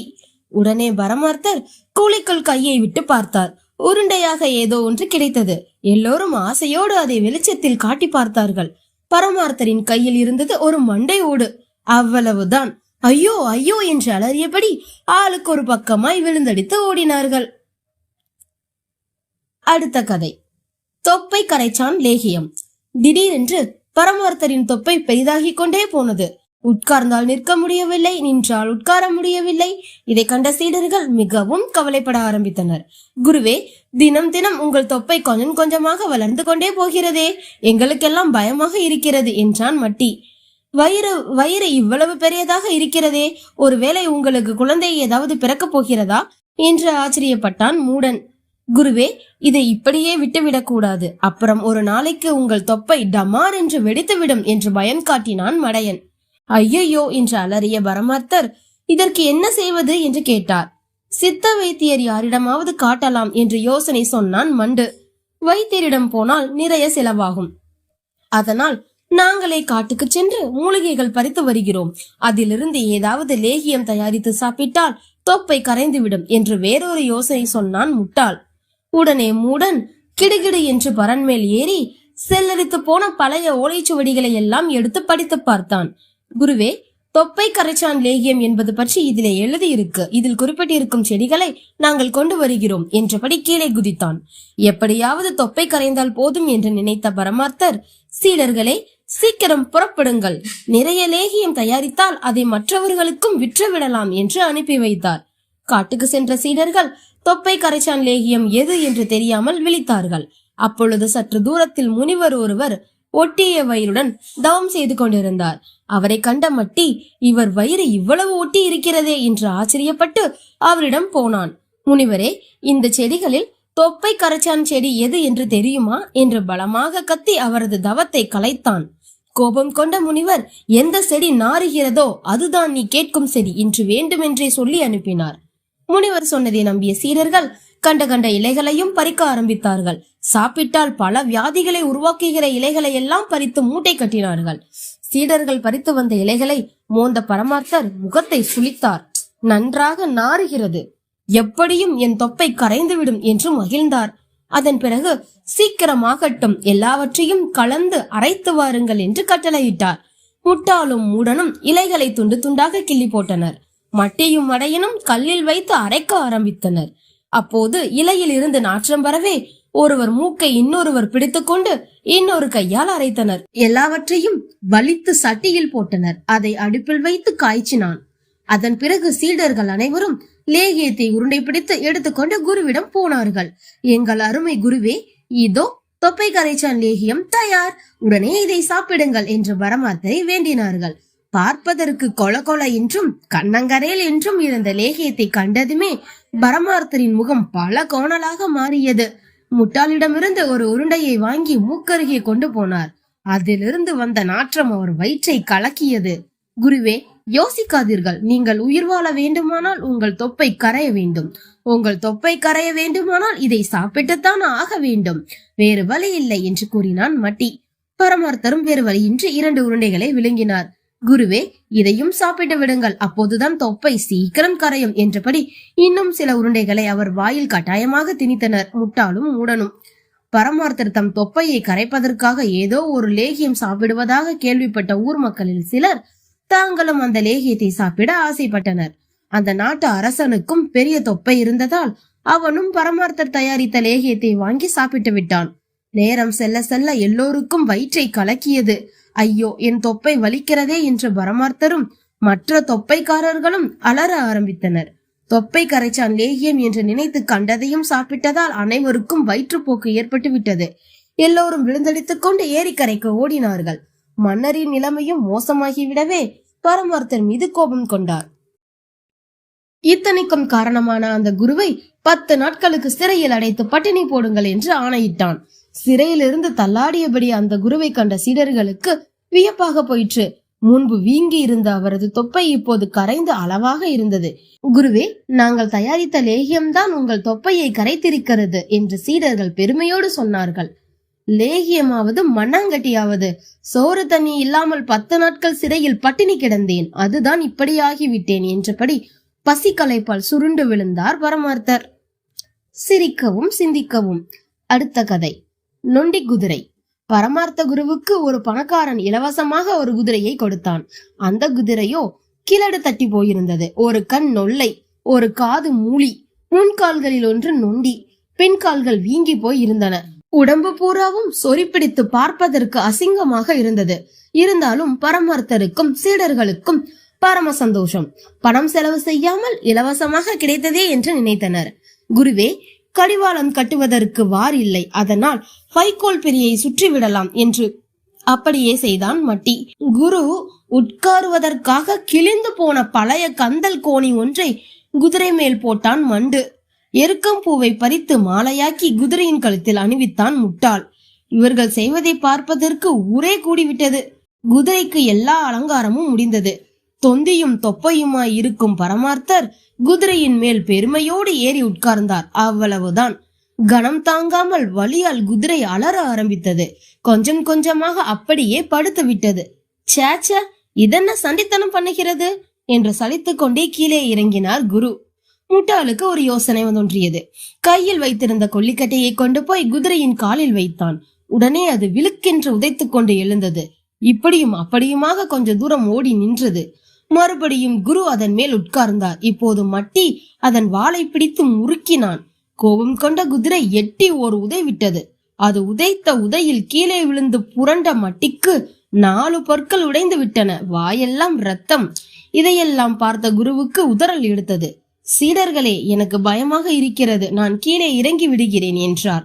குருவே, நீங்கள் கவலையே பட வேண்டாம், அப்படியே உட்கார்ந்து இருங்கள், நாங்கள் கவனித்துக் கொள்கிறோம் என்று பதில் சொன்னான் முட்டாள். மண்டவுக்கும் மடையனுக்கும் வேறு ஒரு யோசனை உதித்தது. குதிரைக்கு முன்னால் நின்று கொண்டு முகத்தை கோணலாக்கி கண்களை உருட்டி உதட்டை பிதுக்கி ஆ ஊ ஊ என்று ஊளையிட்டு பயம் காட்டினார்கள். இதனால் குதிரை ஒரேடியாக மிரண்டு மெல்ல மெல்ல பின்பக்கமாக நடக்க ஆரம்பித்தது. குருவுக்கும் சீடர்களுக்கும் அதிசயமாகவும் மகிழ்ச்சியாகவும் இருந்தது. சுற்றி இருந்தவர்கள் கைத்தட்டி சிரிக்க ஆரம்பித்தார்கள். தொடர்ந்து பின்பக்கமாகவே குதிரை ஓடவும் தொடங்கியது. நொண்டி குதிரை, நொல்லை குதிரை, குருவுக்கு ஏற்ற குதிரை, கழுதை போல எட்டி உதைக்கும், நாயை போல ஆளை கடிக்கும், ஓரம் போங்கோ, வழியை விடுங்கோ என்று பாடியபடி சீடர்கள் போய்கொண்டு இருந்தனர். பின்பக்கமாகவே ஓடுவது குதிரைக்கு பழகிவிட்டது. அப்போது அடுத்த ஊரின் எல்லை வந்தது. அங்கிருந்த மணியக்காரன் இவர்களை நிறுத்தினான். வேலியூர் குதிரைக்கு வரி கட்ட வேண்டும், 10 பணம் எடுங்கள் என்றான். வரியா? நான் ஏறி வருகிற குதிரைக்கு வரி வாங்கலாமா? அதுவும் இது இனாமாகவே வந்த குதிரை, இதற்கு வரி கட்ட மாட்டோம் என்று கூறினார் குரு. எதுவானாலும் சரி, வரி கொடுக்காவிட்டால் விடமாட்டேன் என்று சொல்லி அவர்களை மடக்கினான் மணியக்காரன். நான் கொடாக்கண்டன் என்றால் இவன் விடாக்கண்டனாய் இருக்கிறானே என்று நினைத்து 5 பணம் கொடுத்தனர். இன்னும் 5 பணம் கொடுங்கள். ஒரு குதிரைக்கு 5 பணம் தானே வரி? ஒரு பக்கம் மட்டும் போகும் குதிரைக்குத்தான் 5 பணம். உங்கள் குதிரை பின்னாலும் போகிறதே, இதென்ன அநியாயம் என்று வருத்தப்பட்டு மேலும் 5 பணம் தந்தனர். இந்த குதிரையால் நமக்கு எவ்வளவு பணம் நஷ்டமாகிறது என்று சொன்னபடி பயணத்தை தொடர்ந்தனர். ஒரு வழியாக ஊருக்குள் நுழைந்து ஒரு மடத்துக்கு போனார்கள். அப்போது இரவு நேரம். எல்லோரும் களைப்பாக இருந்ததால் குதிரையை கட்டி போட மறந்து தூங்கிவிட்டனர். காலையில் எழுந்து ஆளுக்கு ஒரு பக்கமாக தேடிக்கொண்டு போனார்கள். கடைசியில் ஒரு வயலுக்கு பக்கத்தில் அந்த குதிரை கட்டப்பட்டு இருந்தது. இது இரவு முழுவதும் என் வயலில் இறங்கி பயிர்களை எல்லாம் நாசம் செய்து விட்டது. அதற்கு பதிலாக 10 பணம் கொடுத்தால்தான் குதிரையை விடுவேன் என்று சொன்னான் அதை கட்டி வைத்திருந்த உழவன். அவனிடம் பேரம் பேசி 4 பணம் கொடுத்துவிட்டு குதிரையை ஓட்டி வந்தனர். சீச்சி, இந்த குதிரையால் நமக்கு பெரும் தொல்லை, என் மானமே போகிறது, பேசாமல் இதை விட்டு விடலாம் என்று வருத்தப்பட்டார் குரு. அப்போது அங்கிருந்த ஒருவன், குதிரைக்கு பீடை பிடித்துள்ளது, அதனால் தான் இப்படி ஆகிறது, அந்த பீடையை கழித்து விட்டால் எல்லாம் சரியாகிவிடும், செலவோடு செலவாக எனக்கு 5 பணம் கொடுங்கள் என்று யோசனை சொன்னான். குருவும் சீடர்களும் மூக்கால் அழுது கொண்டே அவனிடம் பணம் கொடுத்தனர். பிறகு குதிரையின் ஒரு காதை பிடித்து கொண்டு, பீடை எல்லாம் இந்த காதிலே தான் இருக்கிறது, இதனால் தான் ஏற்கனவே ஒரு காதை அறுத்திருக்கிறார்கள், இப்போது இந்த காதையும் அறுத்துவிட்டால் சரியாகிவிடும் என்றான் ஏமாற்றுக்காரன். உடனே மட்டி மண்ணில் விழுந்து புரண்டு சீக்கிரம் காதை அருங்கள் என்று குதித்தான். மூடனோ ஒரு அரிவாளை தீட்டிக் கொண்டு வந்து கொடுத்தான். எல்லோரும் பிடித்துக்கொள்ள ஏமாற்றுக்காரன் குதிரையின் காதை அறுத்து எடுத்தான். குதிரையோ வலி தாங்காமல் கீழே விழுந்து கதறியது. பிறகு உயிரை விட்டது. எல்லோரும் அறுத்த காதை கொண்டு போய் ஆழ குழி தோண்டி புதைத்தனர். ஒளிந்தது பீடை, இனிமேல் கவலை இல்லை என்றான் ஏமாற்றுக்காரன். பரமார்த்த குருவும் சீடர்களும் மகிழ்ச்சியோடு அடுத்த ஊருக்கு புறப்பட்டார்கள். குரங்கு விடு தூது. உழைக்காமல் உண்ண வேண்டும் என்ற ஆசை பரமார்த்த குருவுக்கு ஏற்பட்டது. அதற்காக தம்முடைய புத்தி கெட்ட சீடர்களுடன் ஆலோசனை நடத்தினார். குருதேவா, திருட்டு தொழில் செய்தால் என்ன என்று கேட்டான் மட்டி. மாட்டிக்கொண்டால் உதைப்பார்களோ என்றான் மடையன். அப்படியானால் ஒரு குரங்கை பிடித்து வந்து அதற்கு பயிற்சி கொடுக்கலாம், எல்லா பொருட்களையும் திருடி கொண்டு வர கற்றுத்தரலாம் என்று யோசனை கூறினான் முட்டாள். ஆஹா, அருமையான திட்டம்தான், ஆனால் எப்படி குரங்கை பிடிப்பது என்று கேட்டார் பரமார்த்தர். பிள்ளையார் பிடிக்க குரங்காய் முடிந்தது என்று சொல்கிறார்களே, அதன் பொருள் என்ன என கேட்டான் மண்டு. நமக்கு குரங்கு வேண்டும் என்றால் முதலில் பிள்ளையாரை பிடிக்க வேண்டும், பிறகு அது தானாகவே குரங்காக ஆகிவிடும் என்று விளக்கம் சொன்னான் மூடன். இதுவும் சரிதான், ஆகவே இப்பொழுதே சென்று பிள்ளையாரை பிடிப்போம், வாருங்கள் என்றபடி புறப்பட்டார் பரமார்த்தர். சீடர்களும் அவருடன் சென்றனர். அரச மரத்தின் அடியில் இருந்த பிள்ளையார் சிலையை கண்டார் குரு. சீடர்களே, இப்பொழுது பிள்ளையார் நன்றாக தூங்கிக் கொண்டிருக்கிறார், அதனால் சப்தம் போடாமல் மெதுவாக சென்று லபக்கென்று பிள்ளையாரை பிடித்துக் கொள்ளுங்கள் என்று கட்டளையிட்டார் பரமார்த்தர். சீடர்களும் மரத்தை சுற்றி சுற்றி வந்து பிள்ளையார் சிலை மேல் விழுந்து அதை கட்டிப்பிடித்து உருண்டனர். அப்பொழுது குரங்காட்டி ஒருவரிடம் இருந்து தப்பி வந்த குரங்கு ஒன்று அங்கே வந்தது. அதை கண்ட பரமார்த்தர், சீடர்களே, இதோ குரங்கு வந்து விட்டது, விடாதீர்கள், பிடியுங்கள் என்று கத்தினார். மட்டையும் மடையனும் வேகமாக துரத்தி சென்று அந்த குரங்கை பிடித்து விட்டனர். அதை கண்ட பரமார்த்தர், இது சாதாரண குரங்கு அல்ல, ராமனுக்கு தூது சென்ற ஆஞ்சநேயரே தான் என்று சொன்னபடி அதன் கால்களில் விழுந்து வணங்கினார். சீடர்களும் ரங்கா ரங்கா என்று கன்னத்தில் போட்டுக்கொண்டனர். மடத்துக்கு வந்து சேர்ந்ததும் நம் குரு மட்டும் அடிக்கடி சுருட்டு படிக்கிறார். ஆனால் அவர் சீடர்களான நமக்கோ ஒரு சுருட்டு கூட தருவதில்லை. அதனால் அவருக்கு தெரியாமல் சுருட்டு திருடி கொண்டு வரும்படி குரங்கை அனுப்புவோம் என்றான் மட்டி. குரங்கே, எங்கள் குரு பிடிப்பதை காட்டிலும் உயர்ந்த ரகமான சுருட்டுக்களை எங்கிருந்தாலும் கொண்டு வா என்று அதை ஏவி விட்டான் முட்டாள். அடுத்த நிமிடம் குரங்கு மாயமாய் மறைந்தது. 1 மணி நேரத்திற்கு பிறகு மீண்டும் திரும்பி வந்தது. அதன் 2 கைகளிலும் நிறைய பட்டாசுகள் இருந்தன. வானக்கடைக்கு சென்ற குரங்கு அங்கிருந்து பட்டாசுகளை சுருட்டு என்று நினைத்துக் கொண்டு தூக்கி கொண்டு வந்து விட்டது. அதை கண்ட மடையன், சொன்னபடி சுருட்டுக்களை சுருட்டி கொண்டு வந்து விட்டதே என்று மகிழ்ந்தான். ஆஞ்சநேயா, வாழ்க நீ, வளர்க உன் தொழில் திறமை என்றான் முட்டாள். பல வண்ணங்களில் இருந்த பட்டாசுகளை பார்த்து, நம் குருநாதர் பிடிக்கும் சுருட்டுக்கள் பூராவும் கருப்பு நிறம்தான்.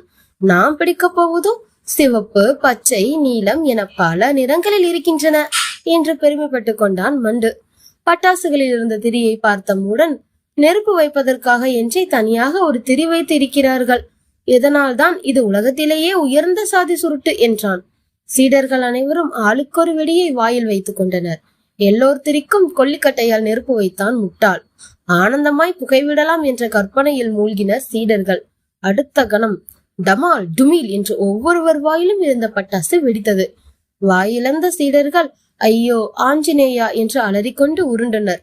நடந்ததை கேள்விப்பட்ட பரமார்த்தர், இனிமேலாவது எனக்கு தெரியாமல் எந்த காரியத்தையும் செய்யாதீர்கள் என்று எச்சரிக்கை செய்தார்.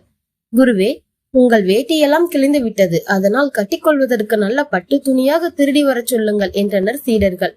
பரமார்த்தரும் துணி திருடி வருவதற்கு குரங்கை தூது அனுப்பினார். அந்நாட்டு அரண்மனைக்குள் நுழைந்தது குரங்கு. அரண்மனை குளத்தில் குளித்துக் கொண்டிருந்தான் அரசன். படிக்கட்டுகளில் அவனது பட்டு துணிகளும் வைர கிரீடமும் வைக்கப்பட்டிருந்தன. யாருக்கும் தெரியாமல் அவற்றை தூக்கி கொண்டது குரங்கு. பட்டு துணிகளையும் வைர கிரீடத்தையும் பார்த்த குருவும் சீடர்களும் வியப்படைந்தனர். குரங்கே, சீக்கிரமே உனக்கு கோயில் கட்டி கும்பிடுகிறோம் என்றான் மண்டு. பட்டு வேட்டியை குருவுக்கு கட்டிவிட்டான் மூடன். மகுடத்தை அவர் தலையில் சூட்டினான் முட்டாள். இப்போது பார்த்தால் முடிசூடிய மன்னரை போல் இருக்கிறீர்கள் என்று புகழ்ந்தான் மட்டி. மீதி இருந்த வேஷ்டிகளை சீடர்கள் கட்டி கொண்டனர். பாருங்கள், இந்த அரச கோலத்திலேயே ஊர்வலம் போய் வருவோம் என்று புறப்பட்டார் பரமார்த்தர். தெருவில் இறங்கிய மறுநிமிடமே அரச காவலாளிகள் குருவையும் சீடர்களையும் கைது செய்தனர். அரசனின் பொருட்களை திருடிய குற்றத்திற்காக 10 நாள் சிறை தண்டனை விதிக்கப்பட்டது. குருவே, மனிதர்களால் தான் நமக்கு தொல்லை என்று நினைத்தோம். கேவலம் ஒரு குரங்கு கூட நமக்கு தண்டனை வாங்கி கொடுத்து விட்டதே என்று புலம்பினார்கள் சீடர்கள். அடுத்த கதை, உப்புக்கு வந்த சோதனை. ஒரு கிராமம் ஒன்றில் சிறு ஆசிரமத்தில் பரமார்த்தர் எனும் குரு இருந்தார். அவருக்கு 5 சீடர்கள் உள்ளனர். அவர்கள் யாவரும் அடி முட்டாள்கள். எந்த ஒரு காரியத்தையும் முட்டாள்தனமாகவே செய்வார்கள். முட்டாள்தனமான காரியங்களால் சில சமயம் ஏமாந்தும் போவார்கள். இப்படித்தான் ஒரு நாள் அனைவரும் தல யாத்திரை செல்வதற்காக ஆயத்தம் செய்து கொண்டிருந்தனர். உணவை சமைத்து எடுத்து செல்ல எண்ணி பரமார்த்த குரு ஒரு சீடனை அழைத்தார். அவனிடம் சிறிது பணமும் துணிப்பையும் கொடுத்து, நீ சந்தைக்கு சென்று சமையலுக்கு தேவையான சத்தான சுத்தமான உப்பு வாங்கி வா என்று அனுப்பினார். சீடனும் சரி என சொல்லலானான். வழியில் ஆற்றை கடந்து சந்தையை சென்றடைந்தான். அங்கு ஒரு கடைக்கு சென்ற சீடன், ஐயா, சுத்தமான உப்பு இருக்கிறதா என்றான். கடைக்காரர் உப்பை அளந்து எடுத்து சீடனின் பையில் போட்டு கொடுத்தார். உப்பை பார்த்த சீடன், இது சுத்தமானது தானே என வினவினான். இதை கேட்ட கடைக்காரர், ஐயா, உப்பில் சுத்தமானது சுத்தமற்றது என்று இல்லை, உப்பு ஒரே மாதிரிதான் இருக்கும் என்றார். கோபமாக, ஓ, நீ என்ன இப்படி பேசுகிறாய்? உப்பில் சுத்தமானது இருக்கிறது, என் குரு எனக்கு கூறி இருக்கிறார். வேறென்றும் பேசாமல் இது சுத்தமானதா என்று மட்டும் கூறு என்று முட்டாள்தனமாக கேட்டான் சீடன். வியந்து போன கடைக்காரர், என்ன சொன்னாலும் புரிய வைக்க இயலாத முட்டாள் இவன் என்று எண்ணி, ஐயா, உங்கள் குரு அறிவாளி, நான் தான் தெரியாமல் பேசிவிட்டேன். நீங்கள் வேண்டுமென்றால் காய்கறிகளை சமைக்கும் முன் நீரில் கழுவி சுத்தம் செய்வது போல் உப்பையும் கழுவி சுத்தம் செய்து கொள்ளலாம் என்றார். இதை கேட்ட சீடன், இப்போதுதான் நீர் சரியாக யோசித்து பேசியுள்ளாய், இந்தாருங்கள் பணம் என்று பணத்தை கொடுத்துவிட்டு அவர் சொன்னதை நம்பி மகிழ்ச்சியுடன் கிளம்பினான். போகும் வழியில் ஆற்றை கடந்து செல்லும் பொழுது சீடனுக்கு ஒரு யோசனை தோன்றியது. இந்த உப்பை அப்படியே எடுத்து சென்றால் குரு இது சுத்தமானதா என்று கேட்டு கோபமடைவார். அதை விட இந்த ஆற்று நீரில் உப்பை அலசி சென்றால் உப்பு சுத்தமாகிவிடும். குருவுக்கு இது சுத்தமானதுதான் என்று கூறலாம், அவரும் பாராட்டுவார் என்றவாறே உப்பை துணியுடன் நீரில் முக்கி எடுத்து தன் தோளில் போட்டுக்கொண்டு சென்றான். போகிற வழியில் உப்பு முழுவதுமாக நீரில் கரைந்தே போயிற்று. உப்பு கரைந்து போனதை அவன் உணரவில்லை. வீடும் வந்தது. சீடன் வருவதை கண்ட குரு, வா வா, ஏன் தாமதம், உப்பு வாங்கி விட்டாயா என்றவாறு உள்ளிருந்து அவசரமாக வந்தார். ஆம் குருவே, நீங்கள் கூறியது போல் சுத்தமான உப்பு வாங்கி வந்தேன் என்று துணிப்பையை கொடுத்தான் சீடன். அதை வாங்கி பார்த்த குரு, என்னடா பை காலியாக உள்ளது, எங்கேடா உப்பை காணும் என்றார். இல்லை குருவே, உப்பு வாங்கும் போது கடைக்காரனிடம் இது சுத்தமானதா என்று கேட்ட பொழுது உப்பை நீரில் கழுவி சுத்தம் செய்யலாம் என்றான். நானும் வருகிற வழியில் ஆற்று நீரில் உப்பை அலசி எடுத்து வந்தேன், அவ்வளவுதான் என்றான். இதை கேட்ட குருவும், உன் யோசனை நல்ல யோசனைதான், ஆனால் உப்பு எங்கு போனது என்ற சமையலையும் மறந்து போய் சிந்தனையில் ஆழ்ந்தனர். பார்த்தீர்களா, இவர்கள் எவ்வளவு பெரிய முட்டாள்களாக இருக்கிறார்கள். சிரிக்கவும் சிந்திக்கவும். அடுத்த கதை. தாடி சிறுத்தாலும் தொப்பை குறையாது. திடீரென்று பரமார்த்தரின் படுக்கை அறை தீப்பிடித்து எரிந்து போனது. அத்துடன் குருவின் தாடியும் கொஞ்சம் பொசுங்கிவிட்டது. அதை கண்டு சீடர்கள் ஐவரும் காவலையுடன் இருந்தனர். குருதேவா, உங்கள் 3 அடி நீளமுள்ள தாடி இப்படி குறுந்தாடியாகிவிட்டதே என்று அழுதான் மட்டி. போனால் போகட்டும், இதற்காக கவலைப்படாதீர்கள். மீசை குறைந்திருந்தாலும் வீரம் குறையாது, தாடி குறைந்தாலும் தொப்பை குறையாது என்று பழமொழி உங்களுக்கு தெரியாதா? இதோ என் தொப்பை அப்படியே இருக்கிறது பாருங்கள் என்றார் பரமார்த்தர். அதை கேட்டு சீடர்கள் மகிழ்ந்தனர். குருவே, இப்படியே இருந்தால் வயிறை கவனிப்பது எப்படி என கேட்டான் மடையன். குருநாதா, நேற்று அரசரின் பிறந்த நாள் விழா நடைபெற்றது. அப்பொழுது உடல் ஊனமுள்ளவர்களுக்கு வேலை தரும் திட்டம் ஒன்றை அறிவித்தார்கள். அதனால் எப்படியாவது நாங்கள் உடல் ஊனமுள்ளவர்கள் மாதிரி நடித்து சம்பாதித்து வருகிறோம் என்றான் முட்டாள். சரி, எல்லோரும் ஒன்றாக போனால்தான் தொல்லை வருகிறது. அதனால் தனித்தனியே போய் வாருங்கள். ஊமை மாதிரியும் செவிடு மாதிரியும் குருடாகவும் நொண்டியாகவும் நடியுங்கள். மண்டு மட்டும் எனக்கு துணையாக இங்கேயே இருக்கட்டும் என்று கூறி தம் தொப்பையில் வழிந்த வியர்வியை தொட்டு வீரத்திலகம் விட்டு அனுப்பினார் குரு. படை தளபதியிடம் சென்ற மட்டி ஏதாவது வேலை தரும்படி கேட்டான். நான் ஒரு ரகசியம் சொல்கிறேன், அதை அரசரிடம் சொல்லிவிட்டு வா என்றார் தளபதி. செவிடனாக நடித்தால் வேலை கிடைக்கும் என்று நினைத்த மட்டி, என்ன புடலங்காயா, நான் பார்த்ததில்லையே என்றான். தளபதி மறுபடி ரகசியத்தை சொன்னார். ஓஹோ, மன்னருக்கு ஒரே ஒரு மூக்குதான் இருக்கிறதா, தெரியுமே என்றான் மட்டி. தலையில் அடித்துக் கொண்ட தளபதி இந்த செவிட்டு பயலை வைத்துக் கொண்டு என்ன செய்வது என்று முணுமுணுத்தார். அதை கேட்ட மட்டிக்கு கோபம் வந்தது. யார் செவிடன்? நீ செவிடன், உங்க ராஜா செவிடன், அவங்க தாத்தா செவிடன் என்று திட்டினான். அவ்வளவுதான். அடுத்த நிமிடம் மட்டியின் காதுகளில் ஈயத்தை காய்ச்சி ஊற்றுங்கள் என்று கட்டளையிட்டார் தளபதி. முட்டாளும் மூடனும் தவிர பரமார்த்த குருவும் மற்ற சீடர்களும் ராஜ வீதியில் காத்திருந்தனர். அந்த நாட்டு மன்னன் தேரில் ஊர்வலமாக வந்து கொண்டிருந்தான். தங்கள் அருகே தேர் வந்ததும் கையில் தயாராக வைத்திருந்த செத்துப்போன தவளையையும் ஒனானையும் தேரின் சக்கரத்தில் போட்டான் மட்டி. அதன் மீது சக்கரம் ஏறி நகர்ந்ததும் நசுங்கி போன தவளையையும் ஓனானையும் தூக்கி வந்தான் மடையன். பரமார்த்தர் தேருக்கு முன்னால் சென்று, ஐயோ, என் சீடர்களை கொன்று விட்டாயே, இதுதான் நீ குடிமக்களை காப்பாற்றும் முறையா என்று கூச்சலிட்டார். மட்டியும் மடையனும் சேர்ந்து கொண்டு, ஐயோ, கொஞ்ச நேரத்துக்கு முன்னால் எங்களோடு சிரித்து பேசிக் கொண்டிருந்தீர்கள், அதற்குள் இப்படி நசுங்கி கூழ்கூழாக ஆகிவிட்டீர்களே என்று ஒப்பாரி வைத்தனர். அரசனுக்கும் அமைச்சர்களுக்கும் ஒன்றும் புரியவில்லை. யாரை கொன்றேன் என கேட்டான் மன்னன். என் அருமையான சீடர்களான முட்டாளையும் மூடனையும் நீதான் தேடியேற்றி கொண்டு விட்டாய் என்று குற்றம் சாட்டினார் குரு. அப்படியானால் எங்கே அவர்களின் உடல் என்று கேட்டார் மந்திரி. இதோ இவைதான் என்றபடி நசுங்கி போன தவளையையும் ஓனானையும் காட்டினார் பரமார்த்தர். எல்லோருக்கும் வியப்பாக இருந்தது. இது தவளை அல்லவா? இந்த தவளையா உன் சீடன் என கேட்டான் மன்னன். இது ஓனான், இதுவா உன் சீடன்? யாரை ஏமாற்ற பார்க்கிறாய் என்று கோபமாக கேட்டார் ஒரு அமைச்சர். அரசே, நான் எதற்கு உன்னை ஏமாற்ற வேண்டும்? உண்மையாகவே இந்த தவளையும் ஓனானும் என் சீடர்கள் தாம். நம்மை போல மனிதர்களாகத்தான் இவர்கள் இருந்தார்கள். ஒரு மந்திரவாதியின் சாபத்தால் இப்படி ஆகிவிட்டார்கள் என்று போய் கூறினார் பரமார்த்தர். தவளைதான் என்றாலும் மனிதர்களைப் போலவே பேசுவான், ஓனான் தான் என்றாலும் தினம் 100 பொற்காசு சம்பாதித்துக் கொண்டு வந்து கொடுப்பான் என்று புழுகினான் மண்டு. இதை கேட்டு அரசனுக்கும் மந்திரிகளுக்கும் பெரும் சங்கடமாக இருந்தது. சரி, நடந்தது நடந்து விட்டது, இப்போது என்ன சொல்கிறீர்கள் என்று கேட்டான் அமைச்சர். என்ன செய்வதா? இவர்கள் வைத்துதானே எங்கள் பிழைப்பு நடந்தது. அதனால் மறுபடியும் இதே தவளைக்கும் ஓனானுக்கும் உயிர் கொடுங்கள். இல்லாவிட்டால் தினம் 100 பொற்காசுகளை நீங்கள் தான் தர வேண்டும் என்றார் பரமார்த்தர். வேறு வழி தெரியாத மன்னன் மறுபடியும் உயிர் கொடுக்க முடியாது. அதனால் தினம் 100 பொற்காசுகள் தந்து விடுகிறேன் என ஒப்புக்கொண்டான். மடத்துக்கு வந்ததும் செத்துப்போன தவளையையும் ஓனானையும் காட்டி ராஜாவையே ஏமாற்றி விட்டோம். இனிமேல் தினமும் 100 பொற்காசு கிடைக்கப் போகிறது என்று குதித்தார்கள். முட்டாளையும் மூடனையும் பார்த்து, நீங்கள் 2 பேரும் செத்துவிட்டதாக கூறிவிட்டோம். ஆகையால் இனிமேல் மடத்தை விட்டு வெளியே போகவே கூடாது. தப்பி தவறி வெளியே போனீர்களானால் மாட்டிக்கொள்வோம், ஜாக்கிரதை என்று எச்சரிக்கை செய்தார் குரு. ஒரே வாரம் கழிந்தது. இரவு நேரத்தில் எல்லோரும் குரட்டை விட்டு தூங்கிக் கொண்டு இருந்தனர். முட்டாளும் மூடனும் மட்டும் விழித்துக் கொண்டனர். ஊர் சுற்றி 1 வாரம் ஆகிறது. யாருக்கும் தெரியாமல் ஒரு சுற்றி கொண்டு வந்து விடலாம் என்று ஆசைப்பட்டனர். கையில் கொல்லிக்கட்டையுடன் இருவரும் வெளியே புறப்பட்டனர். 2 தெரு சுற்றுவதற்குள் இரவு காவலர்கள் கண்ணில் பட்டுவிட்டனர்.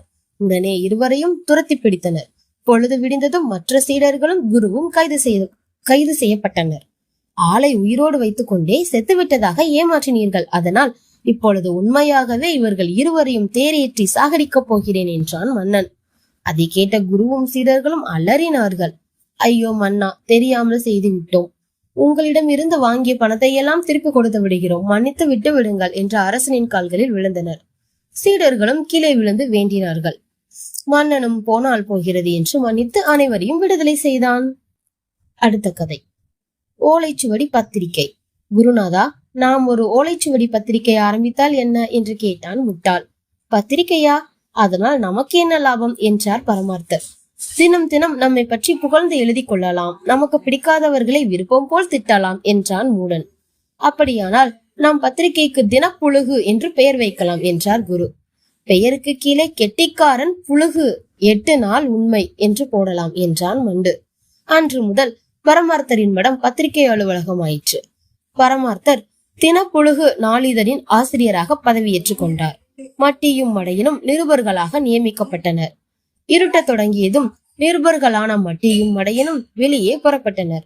அப்பொழுது அந்த நாட்டு அரசன் நகர சோதனை செய்வதற்காக மாறுவேடத்தில் புறப்பட்டான். அதை கண்ட மட்டி, அரசர் ஏன் மாறுவேடத்தில் போகிறார் என்று கேட்டான். திருடுவதற்காக இருக்கும் என்றான் மடையன். ஒவ்வொரு வீடாக எட்டி பார்க்கிறாரே, ஏன் என்று சந்தேகம் கொண்டான் மட்டி. எந்த வீட்டில் கொள்ளையடிக்கலாம் என திட்டம் தீட்டுகிறார் என்று விளக்கினான் மடையன். அப்படியானால் இதை சும்மா விடக்கூடாது, முதல் பக்கத்திலேயே பெரிதாக எழுத வேண்டும் என்றான் மட்டி. மடத்துக்கு வந்ததும் திரட்டி வந்த செய்திகளை எழுத தொடங்கினார்கள்.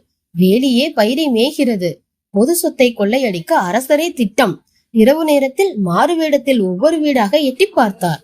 இந்த தலைப்பின் கீழ் அரசரை கண்டபடி தாக்கி எழுதினார்கள். தேர்தலில் நம்மை எதிர்த்து போட்டி போட்டவர்களை சும்மா விடக்கூடாது, பழிவாங்கியே தீர வேண்டும் என்றான் மண்டு. மந்திரிகள் பேரிலும் ஊழல் பட்டியல் தயாரிப்போம் என்று கத்தினான் மூடன்.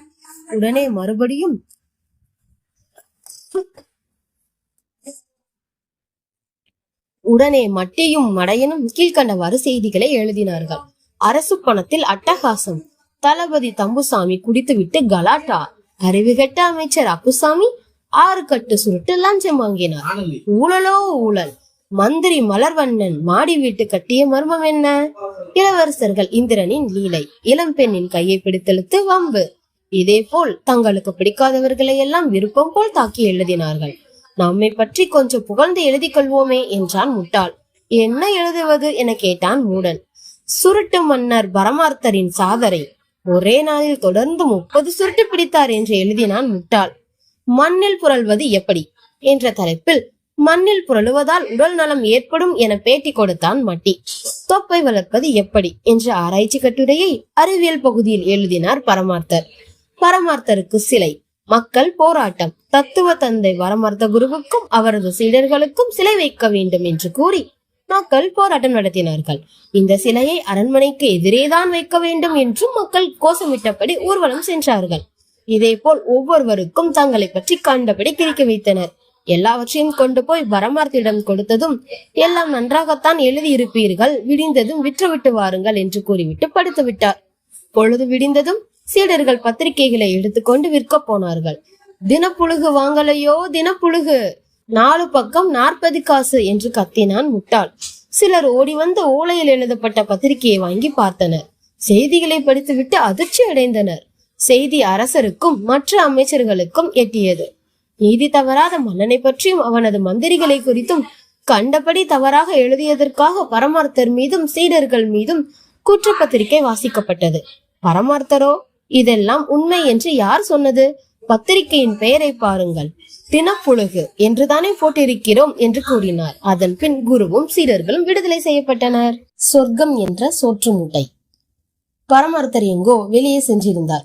சீடர்கள் மட்டும் திண்ணையில் இருந்தனர். அப்போது புழுகன் ஒருவன் அங்கே வந்தான். திண்ணையில் படுத்தபடி, அப்பாடா, இப்போதுதான் சொர்க்கத்தில் இருப்பது மாதிரி இருக்கிறது என்று கூறினான். அதை கேட்ட மட்டிக்கு வியப்பாக இருந்தது. அப்படியானால் நீங்கள் சொர்க்கம் போய் இருக்கிறீர்களா என்று கேட்டான். நேராக அங்கே இருந்துதான் வருகிறேன் என்றான் புழுகன். அடே எப்பா, எங்களால் சந்திரலோகமே போக முடியல, நீங்கள் எப்படி சொர்க்கலோகம் போய் வந்தீர்கள் என கேட்டான் மடையன். சொர்க்கத்தில் யார் யார் இருக்கிறார்கள் என்று விசாரித்தான் முட்டாள். உங்கள் குருவுக்கு குருவான சோற்று மூட்டை அங்கேதான் இருக்கிறார் என்றான் புழுகன். அப்படியா, அவர் நலமாக இருக்கிறாரா என்று கேட்டான் மண்டு. பேர்தான் சோற்று மூட்டையை தவிர சோற்றுக்கே தாளம் போடுகிறார். கந்தல் துணிகளை கட்டிக்கொண்டு பைத்தியம் மாதிரி தெரிகிறார். பார்ப்பதற்கு பாவமாக இருக்கிறது என்றான் புழுகன். பூலோகத்தில் இருந்த போது சுகமாக இருந்திருப்பார், அங்கே போய் இப்படி கஷ்டப்படுகிறாரே என்று துக்கப்பட்டான் மூடன். ஐயா, நீங்கள் மறுபடி சொர்க்கத்துக்கு போவீர்களா என்று மட்டி கேட்டதும், ஓ, நாளைக்கே போனாலும் போவேன் என்றான் புழுகன்.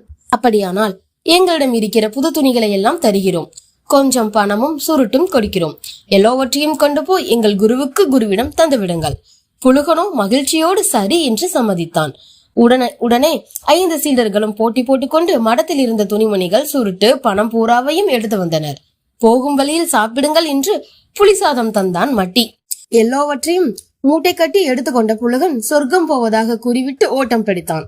வெளியே சென்றிருந்த பரமார்த்தர் திரும்பி வந்தார். குருவே, நீங்கள் இல்லாத சமயத்தில் கூட நாங்கள் புத்திசலித்தனமான செயல் செய்துள்ளோம் என்று பெருமையோடு சொன்னான் மண்டு. உங்கள் குருநாதரான சோற்று மூட்டை சுவாமிக்கு இனி கவலையே இல்லை என்றான் மூடன். சொர்க்கத்தில் இருந்து ஆள் அனுப்பி இருந்தார், அவரிடம் உங்கள் குருவுக்கு தேவையானதை எல்லாம் கொடுத்து அனுப்பினோம் என்று முட்டாள் சொன்னான். பரமார்த்த குருவுக்கோ ஒன்றும் விளங்கவில்லை. தாங்கள் செய்த காரியத்தை சீடர்கள் விளக்கியதும், அடப்பாவிகளா, ஏன் இப்படி செய்தீர்கள் என குதித்தார். நாங்கள் நல்லதுதானே செய்தோம், உங்கள் குருநாதர் பசியால் வாடலாமா என்று மட்டி கேட்டான். முட்டாள்களே, எனக்கு குருநாதரே யாரும் கிடையாது, இது தெரியாதா உங்களுக்கு?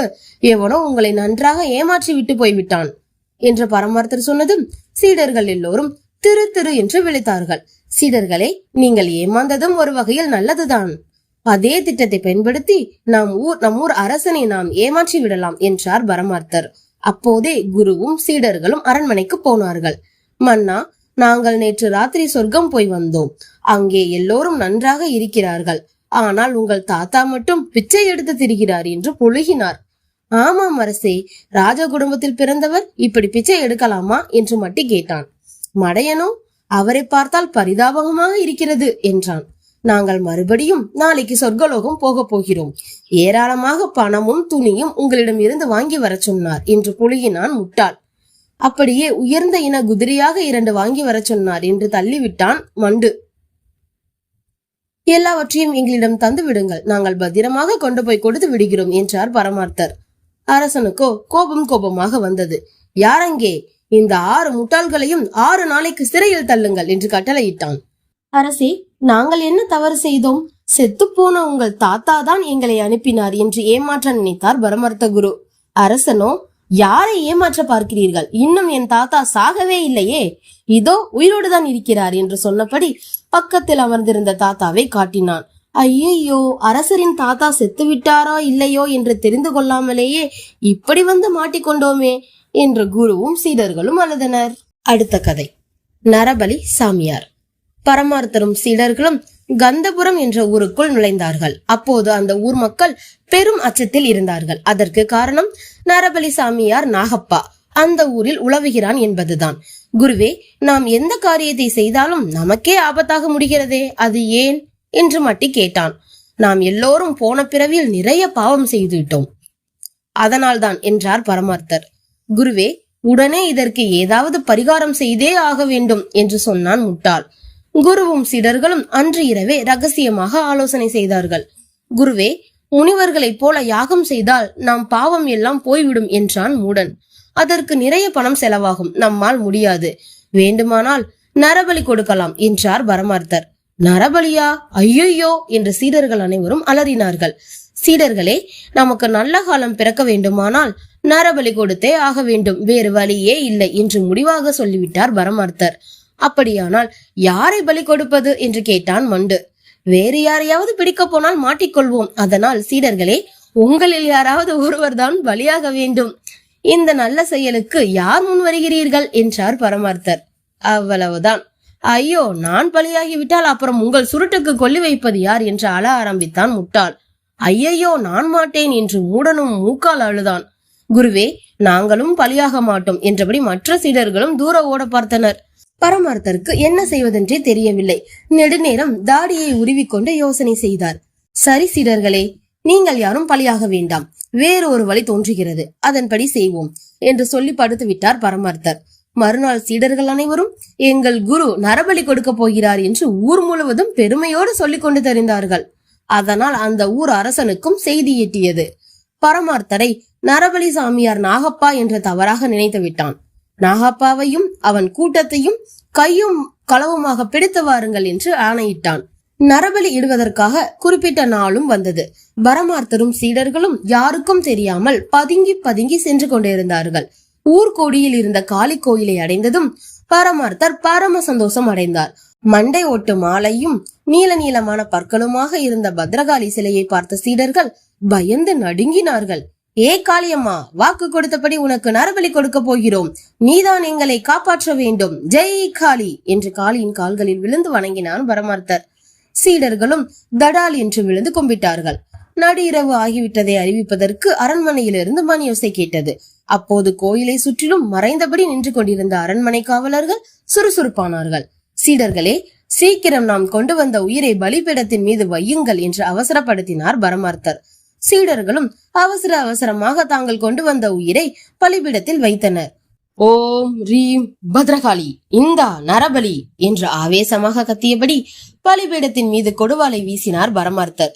உடனே அரண்மனை வீரர்கள் ஓடி வந்து பரமார்த்தரையும் சீடர்களையும் சுற்றி வளைத்து பிடித்தனர். பரமார்த்தர் யாரை பலியிட்டார் என்று எல்லோரும் ஆவலோடு பலிபீடத்தை பார்த்தனர். அங்கே ஒரு பல்லி 2 துண்டாக கிடந்தது. அரண்மனை வீரர்களுக்கு ஒரே அதிர்ச்சியாகவும் ஆச்சரியமாகவும் இருந்தது. ச்சே, நரபலி சாமியார் என்று நினைத்தோம், இவர் நரப்பள்ளி சாமியாராக அல்லவா இருக்கிறார் என்றபடி பரமார்த்தரையும் சீடர்களையும் அரசனிடம் அழைத்து சென்றார்கள். மன்னா, ஏன் எங்களை கைது செய்தாய்? நாங்கள் செய்த தவறென்ன என்றார் பரமார்த்தர். நரபலி கொடுப்பது எங்கள் நாட்டு சட்டப்படி குற்றம் என்றான் மன்னன். நாங்கள் என்ன மனிதர்களையா பலி கொடுத்தோம்? கேவலம் ஒரு பள்ளியை தானே கொன்றோம் என்று சொன்னார் பரமார்த்தர். அதுதான் நீங்கள் செய்த தவறு. எங்கள் நாட்டு மக்களின் குலதெய்வம் பள்ளி, என் நாட்டு கொடியில் இருப்பதும் பள்ளி சின்னம். அந்த பள்ளியை கொன்று அவமரியாதை செய்த குற்றத்திற்காக உங்கள் அனைவரையும் சிறையிலிட ஆணையிடுகிறேன் என்று கட்டளையிட்டான் கந்தபுர மன்னன். ஐயோ, நரபலி கொடுத்தால் நல்லது நடக்கும் என்று நினைத்தோம், அதுவும் ஆபத்தில் கொண்டு வந்து விட்டதே என்று புலம்பியபடி குருவும் சீடர்களும் சிறைக்கு சென்றார்கள். அடுத்த கதை. காணாமல் போனது யார்? பொழுது விடியாத பின்னிரவு நேரத்தில் பரமார்த்த குரு பயணம் செய்து கொண்டிருந்த போது ஆறு ஒன்று குறுக்கிட்டது. ஆறு வேகமாக சீறி பாய்ந்து கொண்டிருந்தது. ஆற்றில் சலசல இறைச்சல் இருப்பதால் அது விழித்துக் கொண்டிருக்கிறது என்று குரு கருதினார். அதனால் இந்த வேளையில் ஆற்றை கடப்பது ஆபத்து என பயந்தார். எனவே ஆறு தூங்கும் வேளையில் கடப்பது நல்லது என்று முடிவு செய்தார். ஆற்றின் கரையில் இருந்த ஒரு மரத்தடியில் தனது சீடர்களுடன் ஓய்வெடுத்துக் கொண்டிருந்தார்.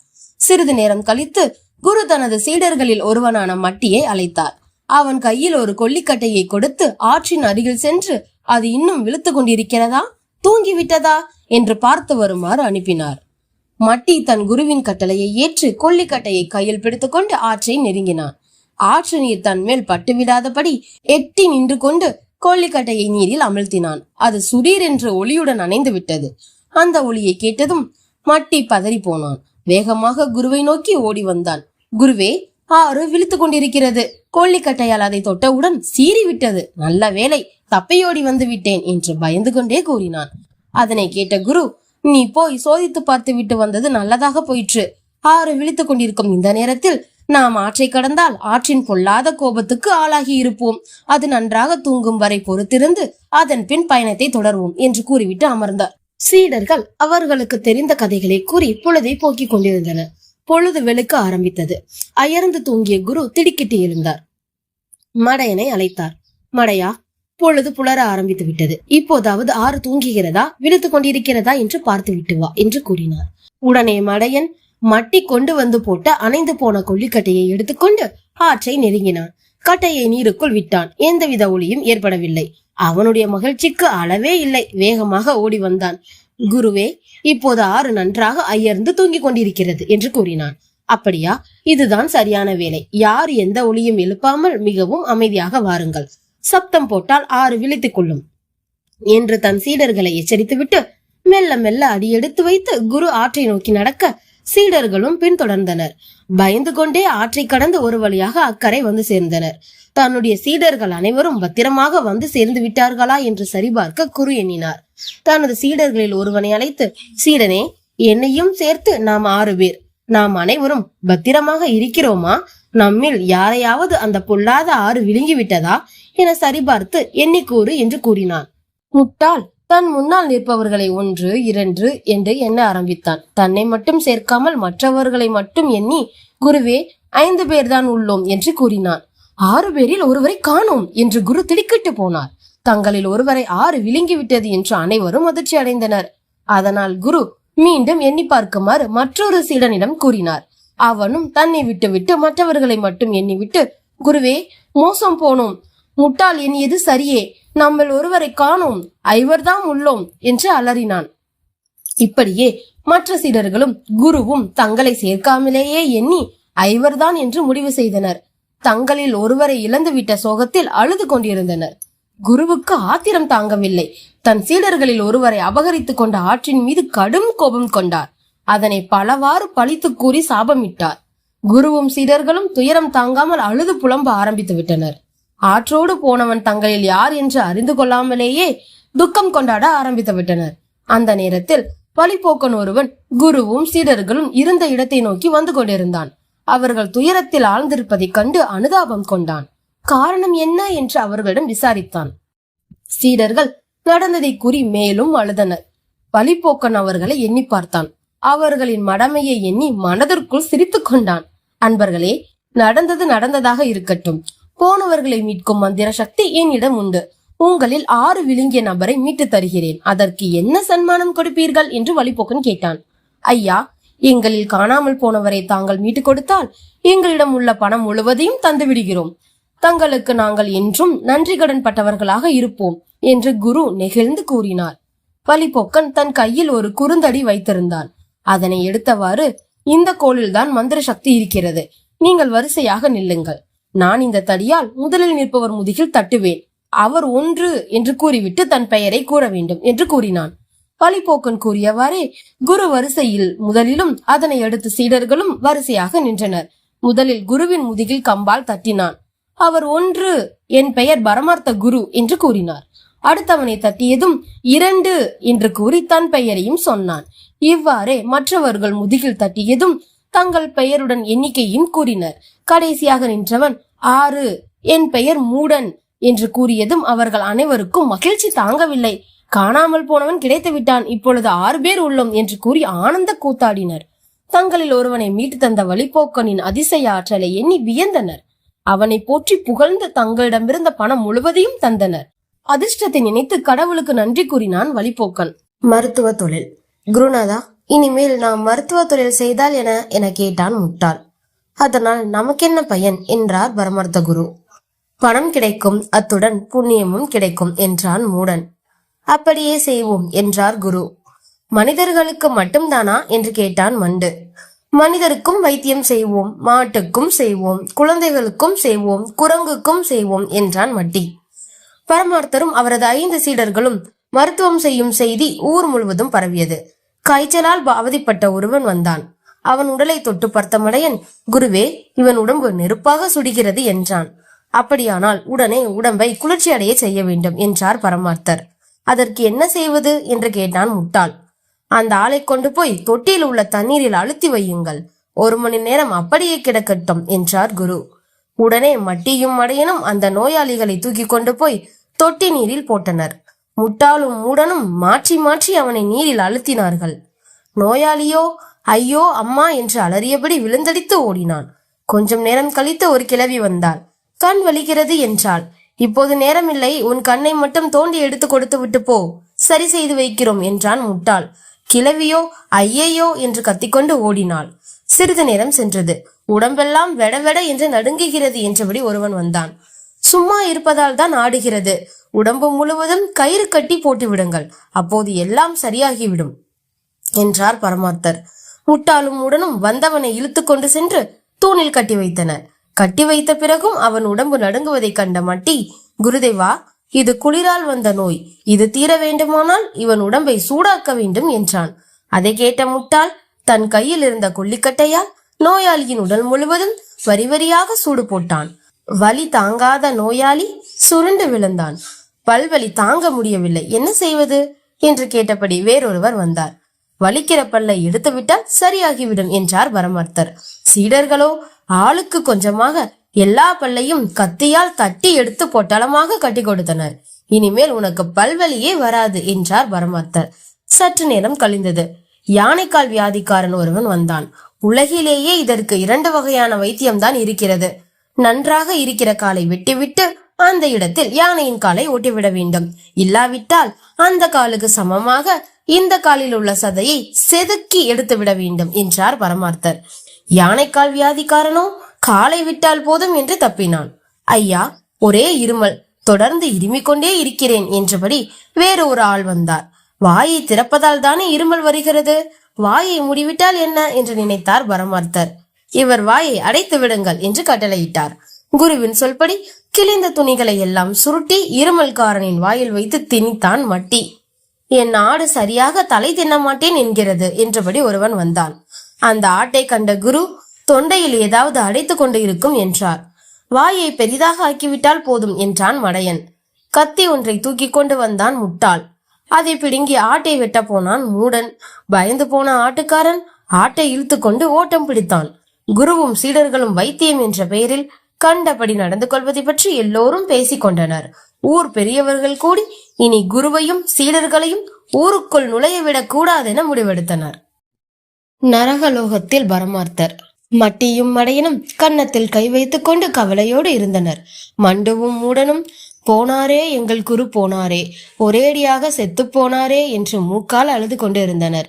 இனிமேல் யார் சுருட்டுக்கு நான் கொல்லி வைப்பேன், எங்களை தனியாக விட்டுட்டு இப்படி அநியாயமா செத்துட்டீங்களே என்று ஒப்பாரி வைத்தான் முட்டாள்.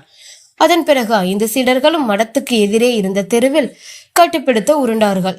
செத்து போன நம் குரு எங்கே போயிருப்பார் என்றான் மட்டி. யமலோகத்துக்கு ஒருவேளை போயிருக்கலாம், ஒருவேளை சொர்க்கத்துக்கு போயிருப்பாரோ? நம் குரு நிறைய பாவம் செய்தவர், அதனால் நரகத்துக்குத்தான் போயிருப்பார். முட்டாளும் மூடனும் இப்படி பேசிக்கொண்டு இருந்தனர். நாமும் நரகத்துக்கு போனால் நம் குருவை பார்க்கலாமே என்று யோசனை சொன்னான் மண்டு. நம் குருவை மீண்டும் பார்ப்பதற்கு இதுதான் ஒரே வழி என்று குதித்தான் மடையன். உடனே மண்டுவும் மூடனும் கைகோர்த்தபடி தோட்டத்தில் இருந்த கிணற்றில் குதித்தனர். முட்டாளோ கையில் இருந்த கொல்லிக்கட்டையால் தலையில் நெருப்பு வைத்துக் கொண்டான். சற்று நேரத்துக்கெல்லாம் பரமார்த்த குருவின் அருமை சீடர்கள் 5 பேரும் உயிரை விட்டனர். எங்கு பார்த்தாலும் ஒரே புகைமயமாக இருந்தது. சீடர்களுக்கு ஒன்றுமே புரியவில்லை. நாம் தான் செத்து விட்டோமே, மறுபடியும் இப்போது எங்கே இருக்கிறோம் என்று கேட்டான் மட்டி. அப்போது அதோ பாருங்கள் நரகலோகம் என்று கத்தினான் மடையன். நரகத்திற்கு வந்து சேர்ந்து விட்டதை உணர்ந்த சீடர்கள் மிகவும் மகிழ்ச்சி அடைந்தனர். வாருங்கள் நம் குருவை தேடி பார்ப்போம் என்று ஒவ்வொரு இடமாக பரமார்த்தரை தேடிக்கொண்டே சென்றார்கள். ஓரிடத்தில் பெரிய பெரிய செக்குகள் சுழன்று கொண்டிருந்தன. பாவம் செய்த சிலரை அதனுள் போட்டு நசுக்கிக் கொண்டிருந்தனர். அதை பார்த்த மட்டியும் மடியனும் நம் குரு இதன் உள்ளே இருந்தாலும் இருப்பார் என்று சொன்னபடி செக்குக்குள் தலையை விட்டார்கள். அவ்வளவுதான். ஐயோ ஐயோயோ என்று என் தலை நசுங்கி ரத்தம் முழுக கீழே விழுந்தனர். இன்னொரு இடத்தில் உயரமான கொப்பரைகளில் எண்ணெய் கொதித்து கொண்டு இருந்தது. அதை பார்த்த முட்டாள் நம் குருவை இந்த கொப்பரையில் தான் போட்டிருப்பார்கள் என்று கூறிக்கொண்டே கொப்பரைக்குள் எகிரி குதித்தான். முட்டாள் விழுவதை கண்ட மூடன் தானும் ஓடிப்போய் ஒரு கொப்பரையில் குதித்தான். கொதிக்கும் எண்ணெயில் உடல் முழுவதும் பட்டதும் லபதிபோ லபதிபோ என்று அலறியவாறு இருவரும் சுருண்டு விழுந்தனர். மண்டு மட்டும் பல இடங்களில் பரமார்த்தரை தேடிக்கொண்டே சென்றான். நரகலோகத்தின் சனி மூலையில் ஏராளமான விறகு கட்டைகளை வைத்து திகு திகு என்றும் எரியும் அடுப்பை கண்டான். நம் குரு இந்த நெருப்புக்கு உள்ளே ஒளிந்து கொண்டு இருந்தாலும் இருப்பார் என்றபடி அதற்குள் நுழைந்தான். அடுத்த கணம் நெருப்பு, அம்மாடி நெருப்பு நெருப்பு என்று கதறியபடி விழுந்து புரண்டான். அதே சமயத்தில் நரகலோகத்தில் கட்டப்பட்டு இருந்த விஷமண்டலத்தில் பரமார்த்தர் அலறிக் கொண்டிருந்தார். அவரை சுற்றிலும் ராட்சத தேள்களும் பாம்புகளும் நண்டுகளும் படையெடுத்து வந்தன. ஐயோ தேள், நீ வாழ்க, உன் கொடுக்கு வாழ்க, என்னை மட்டும் கொட்டாதே என்று கும்பிட்டார். அதற்குள் 5 சீடர்களும் அவர் இருக்கும் இடத்திற்கு வந்து சேர்ந்தனர். ஐயோ பாம்பு பாம்பு என்று அலறியபடி திண்ணை மேல் இருந்து தடால் என்று கீழே விழுந்தார் பரமார்த்தர். சீடர்கள் அனைவரும் ஓடி வந்து பார்த்தார்கள். அப்பொழுதுதான் பரமார்த்தர் சுற்றும் முற்றும் பார்த்தார். நல்ல காலம், மடத்தில் தான் இருக்கிறேன், நரகலோகத்தில் மாட்டிக்கொண்டது போல வெறும் கனவுதான் கண்டிருக்கிறேன் என்ற மகிழ்வுடன் தோப்பையை தடவி கொண்டார். சீடர்களும் மகிழ்ச்சியுடன் குதித்தார்கள். வெள்ளை யானை பறக்கிறது. மதுராந்தகம் மன்னனுக்கு கண் பார்வை மங்கிக் கொண்டே போனது. வெள்ளை யானையின் தந்தங்களை தேய்த்து கண்களில் பூசிக்கொள்ள வேண்டும், அப்படி செய்தால் மறுபடி கண் பார்வை வந்துவிடும் என்று மருத்துவர்கள் கூறிவிட்டனர். வெள்ளை யானையை உயிரோடு பிடித்து வந்தால் ஒரு ஊரையே பரிசாக தருவதாக அறிவித்தான் மன்னன். இந்த செய்தி பரமார்த்தருக்கும் அவரது சீடர்களுக்கும் எட்டியது. குருநாதா, நமக்கு தெரிந்தவரை யானை கருப்பு நிறமாகத்தானே இருக்கிறது, வெள்ளை யானை கூட உண்டா என கேட்டான் மட்டி. தேவலோகத்தில் ஐராவதம் என்று ஒரு யானை இந்திரனிடம் இருக்கிறது, அது வெள்ளையாக இருக்குமாம் என்றான் மடையன். குருவே, அந்த யானையை பிடித்து வர உங்களுக்கு தைரியம் இருக்கிறதா என்று கேட்டான் முட்டாள். உடனே குருவுக்கு கோபம் வந்துவிட்டது. கோழையே, என்னால் முடியாத காரியம் கூட உண்டா? ஆனால் இந்திரனுக்கும் எனக்கும் போன ஜென்மத்தில் இருந்தே தீராத பகை, அதனால் அங்கே போவதற்கு நான் விரும்பவில்லை என்று கூறியபடி தாடியை உருவிக்கொண்டார். குருதேவா, எனக்கு ஒரு யோசனை தோன்றுகிறது. வீட்டுக்கு வெள்ளை அடிப்பது மாதிரி யானைக்கும் வெள்ளை அடித்து விட்டால் என்ன என்று கேட்டான் மண்டு. ஆமாம் குருவே, யானையின் மேல் சுண்ணாம்பு தடவி விட்டால் போதும், கருப்பு யானை வெள்ளையாக மாறிவிடும் என்று குதித்தான் மூடன். ராஜாவுக்குத்தான் சரியாக கண் தெரியாதே, அதனால் அவரால் நம் மோசடியை கண்டுபிடிக்க முடியாது என்று மகிழ்ந்தான் முட்டாள். ஆஹா, ஆளுக்கு ஒரு ஊர் பரிசாக கிடைக்கப் போகிறது. இனிமேல் நாம் எல்லோரும் குட்டி ராஜாக்கள் தான் என்றபடி மண்ணில் புரண்டான் மட்டி. பலே பலே, இப்பொழுதுதான் உங்கள் மூளை நன்றாக வேலை செய்கிறது என பாராட்டினார் பரமார்த்தர். அப்போதே தன் சீடர்களை அழைத்து கொண்டு யானை பாகனிடம் போனார். ஒரு நாளைக்கு மட்டும் உங்கள் யானையை வாடகைக்கு கொடுங்கள், தேவையான பணம் தருகிறோம், நீங்களும் கூடவே வர வேண்டும் என்று வேண்டினான் மட்டி. பணத்துக்கு ஆசைப்பட்ட பாகனும் சரி என்று சம்மதித்தான். நன்றாக இருட்டிய பிறகு பானை பானியாக சுண்ணாம்பு கொண்டு வந்தான் மடையன். அதை எடுத்து அபிஷேகம் செய்வது போல யானையின் மேல் ஊற்றினான் முட்டாள். கொஞ்சம் சுண்ணாம்பை வாரி எடுத்து பயந்து கொண்டே யானையின் வாயில் பூசிவிட்டான் மண்டு. பரமார்த்தரும் தம் கைத்தடியால் வரி வரியாக வெள்ளையடித்தார். குருவே, யானை கருப்பாக இருக்கும் பொழுது தந்தம் வெள்ளையாக இருக்கிறது, அதேபோல் யானை வெள்ளையாக இருந்தால் தந்தம் கருப்பாக அல்லவா இருக்க வேண்டும் என கேட்டான் பாகன். ஆமாம், நீ சொல்வதும் சரிதான் என்றபடி அடுப்பு கரியை தேய்த்து தந்தங்களில் பூசிவிட்டான் முட்டாள். இது தேவலோகத்திலிருந்து பிடித்து வந்தது என்பதை அரசன் நம்ப வேண்டும், அதனால் 2 இறக்கைகள் கட்ட வேண்டும் என்றார் பரமார்த்தர். குருவின் யோசனையை உடனே செயல்படுத்தினான் மூடன். எல்லா வேலையும் முடிந்தது. யானையை சுற்றி வந்து பார்வையிட்ட குரு, அற்புதம், இது இந்திரலோகத்து யானையே தான் என்றபடி அதன் தும்பிக்கையை தொட்டு கும்பிட்டார். மறுநாள் அரண்மனைக்கு முன்னால் மக்கள் கூட்டம் ஜே ஜே என்று இருந்தது. வெள்ளை யானையை பார்ப்பதற்காக மந்திரிகள் புடைசூழ மன்னனும் வந்தான்.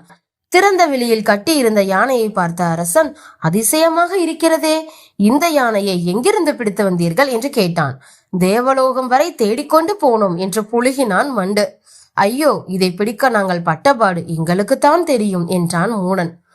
தந்தம் மட்டும் கருப்பாக இருக்கிறதே என்று மந்திரி கேட்டதும், அது வைரம் பாய்ந்த தந்தம், அப்படித்தான் இருக்கும் என்றான் முட்டாள். இவர்கள் பேசிக்கொண்டே இருக்கும்போது திடீரென்று பலத்த காற்று அடிக்க ஆரம்பித்தது. உடனே யானையின் மீது கட்டப்பட்ட இறக்கைகள் பீத்து கொண்டு கீழே விழுந்தன. உடனே பலத்த மழையும் பெய்ய ஆரம்பித்தது. மழை நீர் யானையின் மீது பட்டதும் கொஞ்சம் கொஞ்சமாக சுண்ணாம்பு எல்லாம் கரைந்து வெள்ளை யானை கருப்பாக மாறியது. இதை பார்த்த குருவுக்கும் சீடர்களுக்கும் பயத்தால் உடம்பு வெடவெட என்று நடுங்கியது. சிறிது நேரத்திலேயே பரமார்த்தரின் சாயம் வெளுத்து விட்டது, கருத்து விட்டது. வழக்கம் போல் தண்டனைக்கு ஆளானார்கள். தோட்டத்தில் மேயுது. அக்கம் பக்கம் இருந்தவர்கள் உதவியுடன் தோட்டத்தில் கீரை பயிரிட்டு இருந்தனர் குருவும் சீடர்களும். செடிகள் நன்றாக வளர்ந்து தல தல என்று இருந்தது. ஒரு நாள் காலையில் எழுந்து பார்த்த மட்டி, ஐயோ போச்சு போச்சு என்று அலறினான். பரமார்த்தரும் மற்ற சீடர்களும் தோட்டத்துக்கு ஓடினார்கள். மொத்தம் 3 பாத்திகள் இருந்தன. அதில் ஒரு பாத்தியில் இருந்த செடிகளை மாடு ஒன்று மேய்ந்து விட்டிருந்தது. அடடா, நாம் எவ்வளவு கஷ்டப்பட்டு வளர்த்து வருகிறோம், எல்லாம் இப்படி பாழாகி விட்டதே என்று வருத்தப்பட்டார் பரமார்த்தர். செடிகளை மாடு மேயாமல் இருப்பதற்காக தம் சீடர்கள் யோசனை கூறுமாறு கேட்டார். குருவே, அந்த மாடு வந்து மேய்வதற்கு முன்பு நாமே கொஞ்சம் கீரையை பறித்து அதற்கு போட்டு விடலாமே என்றான் முட்டாள். நாம் பயிரிடுவதை மாடு சாப்பிடாமல் இருக்க வேண்டுமானால் மாட்டுக்கென்று தனியாக ஒரு பாத்தியில் கீரை விதைத்து விட்டால் போதும், அதை மட்டும் சாப்பிட்டு விட்டு போய்விடும் என்றான் மூடன். புத்தி கேட்டவர்களே, நீங்கள் சொல்கிறபடி செய்தாலும் நமக்கு தானே நஷ்டம், அதையும் தின்று இதையும் தின்று விடுமே என்று அவர்களை திட்டினார் பரமார்த்தர். அப்போது மண்டுவுக்கு ஒரு யோசனை தோன்றியது. ராத்திரியில் மட்டும்தானே மேய்கிறது, அதனால் தினம் தினம் இரவு வந்ததும் எல்லா செடிகளையும் பிடுங்கி பத்திரமாக மறைத்து வைத்து விடலாம். பொழுது விடிந்ததும் பழையபடி நட்டு விடலாம். இந்த யோசனையும் சரிப்பட்டு வராது என்று பரமார்த்தர் கூறிவிட்டார். தலைகள் எல்லாம் மேலே இருப்பதால் தான் தின்று விடுகிறது. பூரா செடிகளையும் பிடுங்கி தலைகளாக நட்டு விடுவோம். வேர் மட்டும் மேலே இருப்பதை பார்த்து மாடு ஏமாந்து போய்விடும் என்றான் மட்டி. ஆமாம், இதுதான் சரியான வழி என்று ஒரு பாத்தில் இருந்த செடிகளை பிடுங்கி தலைகீழாக நட்டு வைத்தனர். வேர் முழுவதும் மண்ணுக்கு மேலே இருந்ததால் செடிகள் முழுவதும் ஒரே நாளில் செத்துவிட்டன. குருவே, இந்த செடிகளின் மீது பானைகளை கவிழ்த்து மூடிவிட்டால் போதும். செடிகளை தேடி பார்த்துவிட்டு மாடு ஏமாந்து போய்விடும் என்று சொன்னான் மடையன். மறுநாளே சந்தையில் இருந்து ஏராளமான பானைகளை வாங்கி வந்தனர். ஒவ்வொரு செடியின் மீதும் ஒவ்வொரு பானையை கவிழ்த்து வைத்தனர். சூரிய வெளிச்சம் படாததால் 10 நாளில் 2வது பத்தியில் இருந்த செடிகளும் வாடி வதங்கி விட்டன. குருவுக்கும் சீடர்களுக்கும் ஒரே கவலையாக போய்விட்டது. குருவே, அந்த பசுமாட்டை பிடித்து கட்டிவிட்டால் போதும், நாமே தினம் பால் கறந்து சாப்பிடலாம். மாட்டுக்காரன் வந்து கேட்டால் செடிகளை மேய்ந்ததற்காக தண்டனையாக நிறைய பணத்தையும் வாங்கிக் கொள்ளலாம் என்று கூறினான் மடையன். இப்போதுதான் நமக்கு 2 வழிகளில் லாபம் என்றபடி குதித்தான் மட்டி. மறுநாள் இரவு வெளிச்சம் தெரிவதற்காக கையில் கொல்லிக்கட்டையை வைத்துக் கொண்டான் முட்டாள். குருவும் சீடர்களும் தோட்டத்தில் பதுங்கி கொண்டனர். இந்த தடவை வழக்கமான மாட்டுக்கு பதில் எலும்பும் தோலுமாய் இருந்த வேறொரு பசுமாடு வந்தது. மாட்டை கண்டதும் பதுங்கி இருந்த குருவும் சீடர்களும் தரால் என்று அதன் மேல் விழுந்து புரண்டார்கள். மாட்டின் வாலை பிடித்து முறுக்கினான் மூடன். அதன் முகத்தில் சூடு போட்டான் முட்டாள். வயிற்றின் ஏறி குதித்தான் மடையன். அப்பாடா, ஒரு வழியாக திருட்டு மாட்டை கண்டுபிடித்து விட்டோம் என்ற பரமார்த்தரும் சீடர்களும் மகிழ்ச்சியோடு படுக்க சென்றார்கள். பொழுது விடிந்ததும் அந்த ஊரிலேயே பெரிய முரடனான முனியாண்டி தன் மாட்டை தேடிக்கொண்டு வந்தான். பரமார்த்தரும் சீடர்களும் தன் மாட்டை கட்டி வைத்திருப்பதை பார்த்து பயங்கரமாக கோபம் கொண்டான். டேய், உங்களுக்கு எவ்வளவு திமிர் இருந்தால் என் மாட்டை கட்டி வைப்பீர்கள்? மாட்டுக்கு சூடு போட்டதற்கும் அதன் காலை ஒடித்து கட்டி போட்டதற்கும் சேர்த்து மரியாதையாக பணத்தை எடுத்து வையுங்கள் என்று கத்தியபடி குருவையும் சீடர்களையும் உதைக்க ஆரம்பித்தான். கீரையும் வேண்டாம், பணமும் வேண்டாம், ஆளை விட்டால் போதும் என்று அலறியபடி குருவும் சீடர்களும் மடத்தை விட்டே ஓடத் தொடங்கினார்கள். பரமார்த்த குரு கதைகள். பரமார்த்தரின் பக்தி. பரமார்த்தரின் வேண்டுகோள் படி மதுரை மன்னன் அவருக்கும் சீடர்களுக்கும் அரண்மனையில் விருந்தளித்து ஒரு நாள் தங்க வைத்தான். பட்டு மெத்தையில் படுத்து கொண்டிருந்த பரமார்த்தர் தூக்கம் வராமல் புரண்டு கொண்டிருந்தார். சீடர்களில் மண்டுவுக்கும் மூடனுக்கும் மட்டும் தூக்கம் வரவில்லை. குருவே, சற்று நேரம் உலாவினால் தூக்கம் வரும் என்று வைத்தியர் காலையில் யாரிடமோ சொன்னாரே, அதேபோல் நாமும் எங்காவது சென்று உலாவி விட்டு வரலாமே என்றான் மண்டு. நல்லது, அப்படியே செய்வோம் என்று அவனை தட்டி கொடுத்தார் பரமார்த்தர். தெருவில் நடந்தால் நம்மை திருடர்கள் என்று காவலர்கள் பிடித்து கொண்டால் என்ன செய்வது?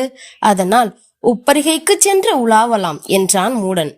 அதன்படியே மற்ற சீடர்களையும் எழுப்பிக் கொண்டு எல்லோரும் மெதுவாக நடந்து சென்றனர். உப்பரிகையின் படிகள் இருக்கும் இடம் வந்ததும் மட்டி மட்டும் குருவை மிஞ்சிய சீடனை போல கடகடவென்று அவரை தள்ளிக்கொண்டு வேகமாக மேலே ஏறினான். 4 படிகள் ஏறுவதற்குள் கால் வலிக்கிட தட என்று உருண்டு கீழே வந்தான். உருண்டு வந்த வேகத்தில் குருவின் மேல் மோதி அவருக்கு பின்னால் வந்த சீடர்களை மோதி எல்லோரும் உருண்டு கீழே வந்து சேர்ந்தனர்.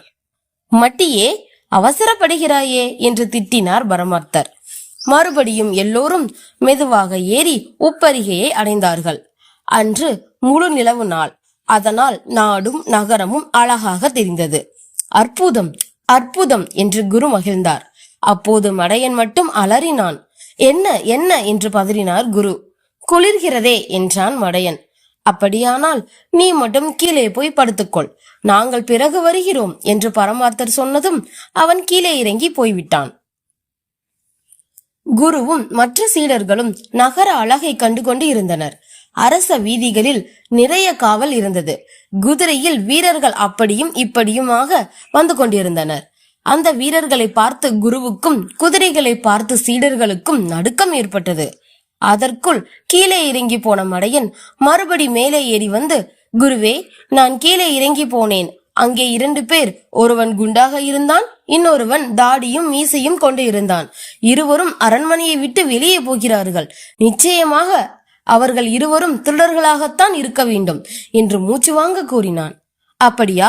அப்படியானால் உடனே அவர்களை பிடித்தாக வேண்டுமே என்ற பரமார்த்தர், எல்லோரும் வாருங்கள், கீழே போவோம் என்றபடி இறங்கினார். எல்லோரும் வேகமாக அரண்மனை வாசலுக்கு ஓடி வந்து பார்த்தனர். மடையன் சொன்னபடி 2 பேர், குண்டாக ஒருவரும் ஒல்லியாக ஒருவரும், வேகமாக மறைந்து மறைந்து போவது தெரிந்தது. அப்போது அங்கே சில காவலர்கள் ஓடி வந்தார்கள். அவர்களிடம், மடையர்களே, அதோ பாருங்கள், 2 திருடர்கள் அரண்மனையிலிருந்து பணத்தையும் நகைகளையும் திருடிக் கொண்டு போகிறார்கள். ஓடிப்போய் அவர்களை பிடியுங்கள் என்று கோபத்துடன் திட்டினார். வீரர்கள் குரு காட்டிய திசையில் ஓடினார்கள். பரமார்த்தரும் சீடர்களும், திருடன் திருடன், விடாதே, பிடி பிடி என்று கத்தியபடியே பின்னாலேயே துரத்தினார்கள். அதற்குள் சப்தம் கேட்டு அரண்மனையிலும் நகரத்திலும் எல்லோரும் விழித்துக் கொண்டார்கள். எல்லோரும் தெருவுக்கு ஓடி வந்து பார்த்தனர். ராஜ வீதியில் ஒரே கலவரம், கூக்குரல்கள். அப்போது மூடன், அதோ அதோ பிடியுங்கள் என்று கத்தினான். பரமார்த்தரும் சீடர்களும் அந்த இருவர் மீதும் தடால் என்று விழுந்து உருட்டி அவர்களை கெட்டியாக பிடித்து கொண்டனர். வீரர்கள் அவர்களை விலக்கி திருடர்களை உற்று பார்த்தனர். உடனே, அரசே, மந்திரியே, நீங்களா என்று வியந்தனர். எல்லோரும் அரசர் காலில் விழுந்து, எங்களை மன்னியுங்கள், இந்த குருவும் சீடர்களும் தான் உங்களை திருடர்கள் என்று கூறினர் என்று நடுங்கியபடி கூறினர். பரமார்த்தருக்கும் சீடர்களுக்கும் ஒன்றுமே புரியவில்லை. அரசரையே திருடன் என்று சொல்லிவிட்டோமே என்று பயந்து நடுங்கினார்கள். கோபமடைந்த மக்கள் குருவையும் சீடர்களையும் அடிப்பதற்கு சென்றனர். உடனே அரசர், பொதுமக்களே, நானும் மந்திரியும் நகர சோதனைக்கு செல்வது தெரியாமல் பரமார்த்த குரு தவறாக நினைத்து விட்டார். உண்மையிலேயே திருடர்களாக இருந்திருந்தால் என்ன ஆகியிருக்கும்? ஆகவே திருடர்களை பிடிக்க வேண்டும் என்ற நல்ல எண்ணம் கொண்ட சீடர்களையும் பரமார்த்தரையும் நாம் பாராட்ட வேண்டும். பரமார்த்தரும் சீடர்களும் இரவில் கூட தூங்காமல் காவல் செய்வதை நினைத்து பூரிப்படைகிறேன். இதற்காக நாளையே அவர்களுக்காக ஒரு விழா கொண்டாடுவோம் என்று கூறினார். மக்களும் பரமார்த்த குரு வாழ்க, சீடர்கள் வாழ்க என்று முழக்கமிட்டனர். குருவும் சீடர்களும் சந்தோஷமாக இருந்தனர். அடுத்த கதை. பூவரசம் மரமே புத்தி கொடு. மரத்தடியில் உட்கார்ந்த நிலையிலேயே தூங்கிக் கொண்டிருந்தார் பரமார்த்தர். திடீரென்று விழித்து எழுந்து, சீடர்களே, புத்தருக்கு போதி மரத்தடியில் ஞானம் பிறந்ததாம். அதேபோல் இப்போது எனக்கு இந்த பூவரசம் மரத்தடியில் புத்தி பிறந்து விட்டது என்று மகிழ்ச்சியுடன் கத்தினார். அதை கேட்ட சீடர்கள், புத்தருக்கு ஒரு போதி, எங்கள் பரமார்த்தருக்கு ஒரு பூவரசம், புத்தி கொடுத்த மரமே நீ வாழ்க என்று அந்த மரத்தை சுற்றி சுற்றி வந்து வணங்கினார்கள். சீடர்களே, நாம் யாருடனாவது கூட்டு சேர்ந்து பயிர் வைப்போம், கொள்ளை லாபம் அடிப்போம் என்றார் குரு. பரமார்த்தரின் யோசனையை கேள்விப்பட்ட ஒருவன் அவர்களுடன் கூட்டாக பயிர் செய்வதற்கு ஒப்புக்கொண்டான். எப்படியும் குருவும் சீடர்களும் ஏமாந்து விடுவார்கள் என்று நம்பினான். கூட்டு வாணிகம் என்பதால் மண்ணுக்கு மேலே விளைவதை ஒருவருக்கும் பூமிக்கு கீழே கிடைப்பதை இன்னொருவரும் எடுத்துக்கொள்ள வேண்டும். அப்பொழுதுதான் இருவருக்கும் லாபம் சமமாக இருக்கும். உங்களுக்கு பூமிக்கு கீழே விளைவது வேண்டுமா, மேலே கிடைப்பது வேண்டுமா என்று கேட்டான் கூட்டாளி. குருவும் சீடர்களும் தனியாக சென்று யோசித்தார்கள். குருவே, பூமிக்கு மேலே இருப்பது வேண்டாம், அதை யார் காவல் காப்பது? பூமிக்கு அடியில் இருப்பதையே எடுத்துக்கொள்வோம், எல்லாம் பத்திரமாக இருக்கும் என்றனர் சீடர்கள். சீடர்கள் பேச்சை நம்பிய பரமார்த்தரும், பூமிக்கு கீழே இருப்பதெல்லாம் எங்களுக்கே என்று கூறிவிட்டார். ஏமாற்ற நினைத்த கூட்டாளியோ சோளம், கம்பு, கேழ்வரகு என்று மண்ணுக்கு மேலே கிடைப்பவையாக பயிரிட்டான். செடிகள் நன்றாக செழித்து வளர்வதை கண்ட பரமார்த்தர், பலே, மண்ணுக்கு மேலேயே இவ்வளவு செழிப்பாக இருந்தால் அடியில் இன்னும் பலமாக காய்க்குமே, இந்த தடவை நமக்கு நல்ல லாபம் நிச்சயமாக கிடைக்க போகிறது என்று மகிழ்ந்தார். சீடர்களும், நாம் கூட்டாளி நன்றாக ஏமாந்து போவான், நம்முடைய திட்டம் அவனுக்கு புரியவில்லை என்று நினைத்தனர். அறுவடை காலம் வந்தது. குருவையும் சீடர்களையும் அழைத்து வந்த கூட்டாளி, இதோ பாருங்கள், பேசிய பேச்சை மீறக்கூடாது, பூமிக்கு அடியில் இருப்பதை நீங்களே எடுத்துக்கொள்ளுங்கள், மேலே இருப்பதை மட்டும் நான் கொண்டு போகிறேன் என்று கூறினான். அவன் எல்லாவற்றையும் அறுத்து சென்ற பிறகு குருவும் சீடர்களும் வெறும் மண்ணை கிளற ஆரம்பித்தார்கள். எங்கு தோண்டினாலும் வெறும் வேர் மட்டுமே இருந்தது. குருவே, மோசம் போனோம் என்று அலறினான் மட்டி. ஏதோ மாய வேலை நடந்துவிட்டது என்று அழுதான் மடையன். குருவே, பாதாள உலகத்தில் இருப்பவர்கள்தான் எல்லாவற்றையும் அடியிலிருந்தே திருடி கொண்டு போய் விட்டார்கள் என்றான் முட்டாள். இத்தனை நாட்கள் கஷ்டப்பட்டு உழைத்தோம், எல்லாம் பாழாகி விட்டதே என்று வருத்தப்பட்டார் பரமார்த்தர். குருதேவா, அடுத்த முறை பயிர் செய்யும் போது மேலே இருப்பதை நாம் எடுத்துக்கொள்வோம். நாம் ஏமாந்தது போல அவனும் ஏமாற வேண்டும் என்றான் மூடன்.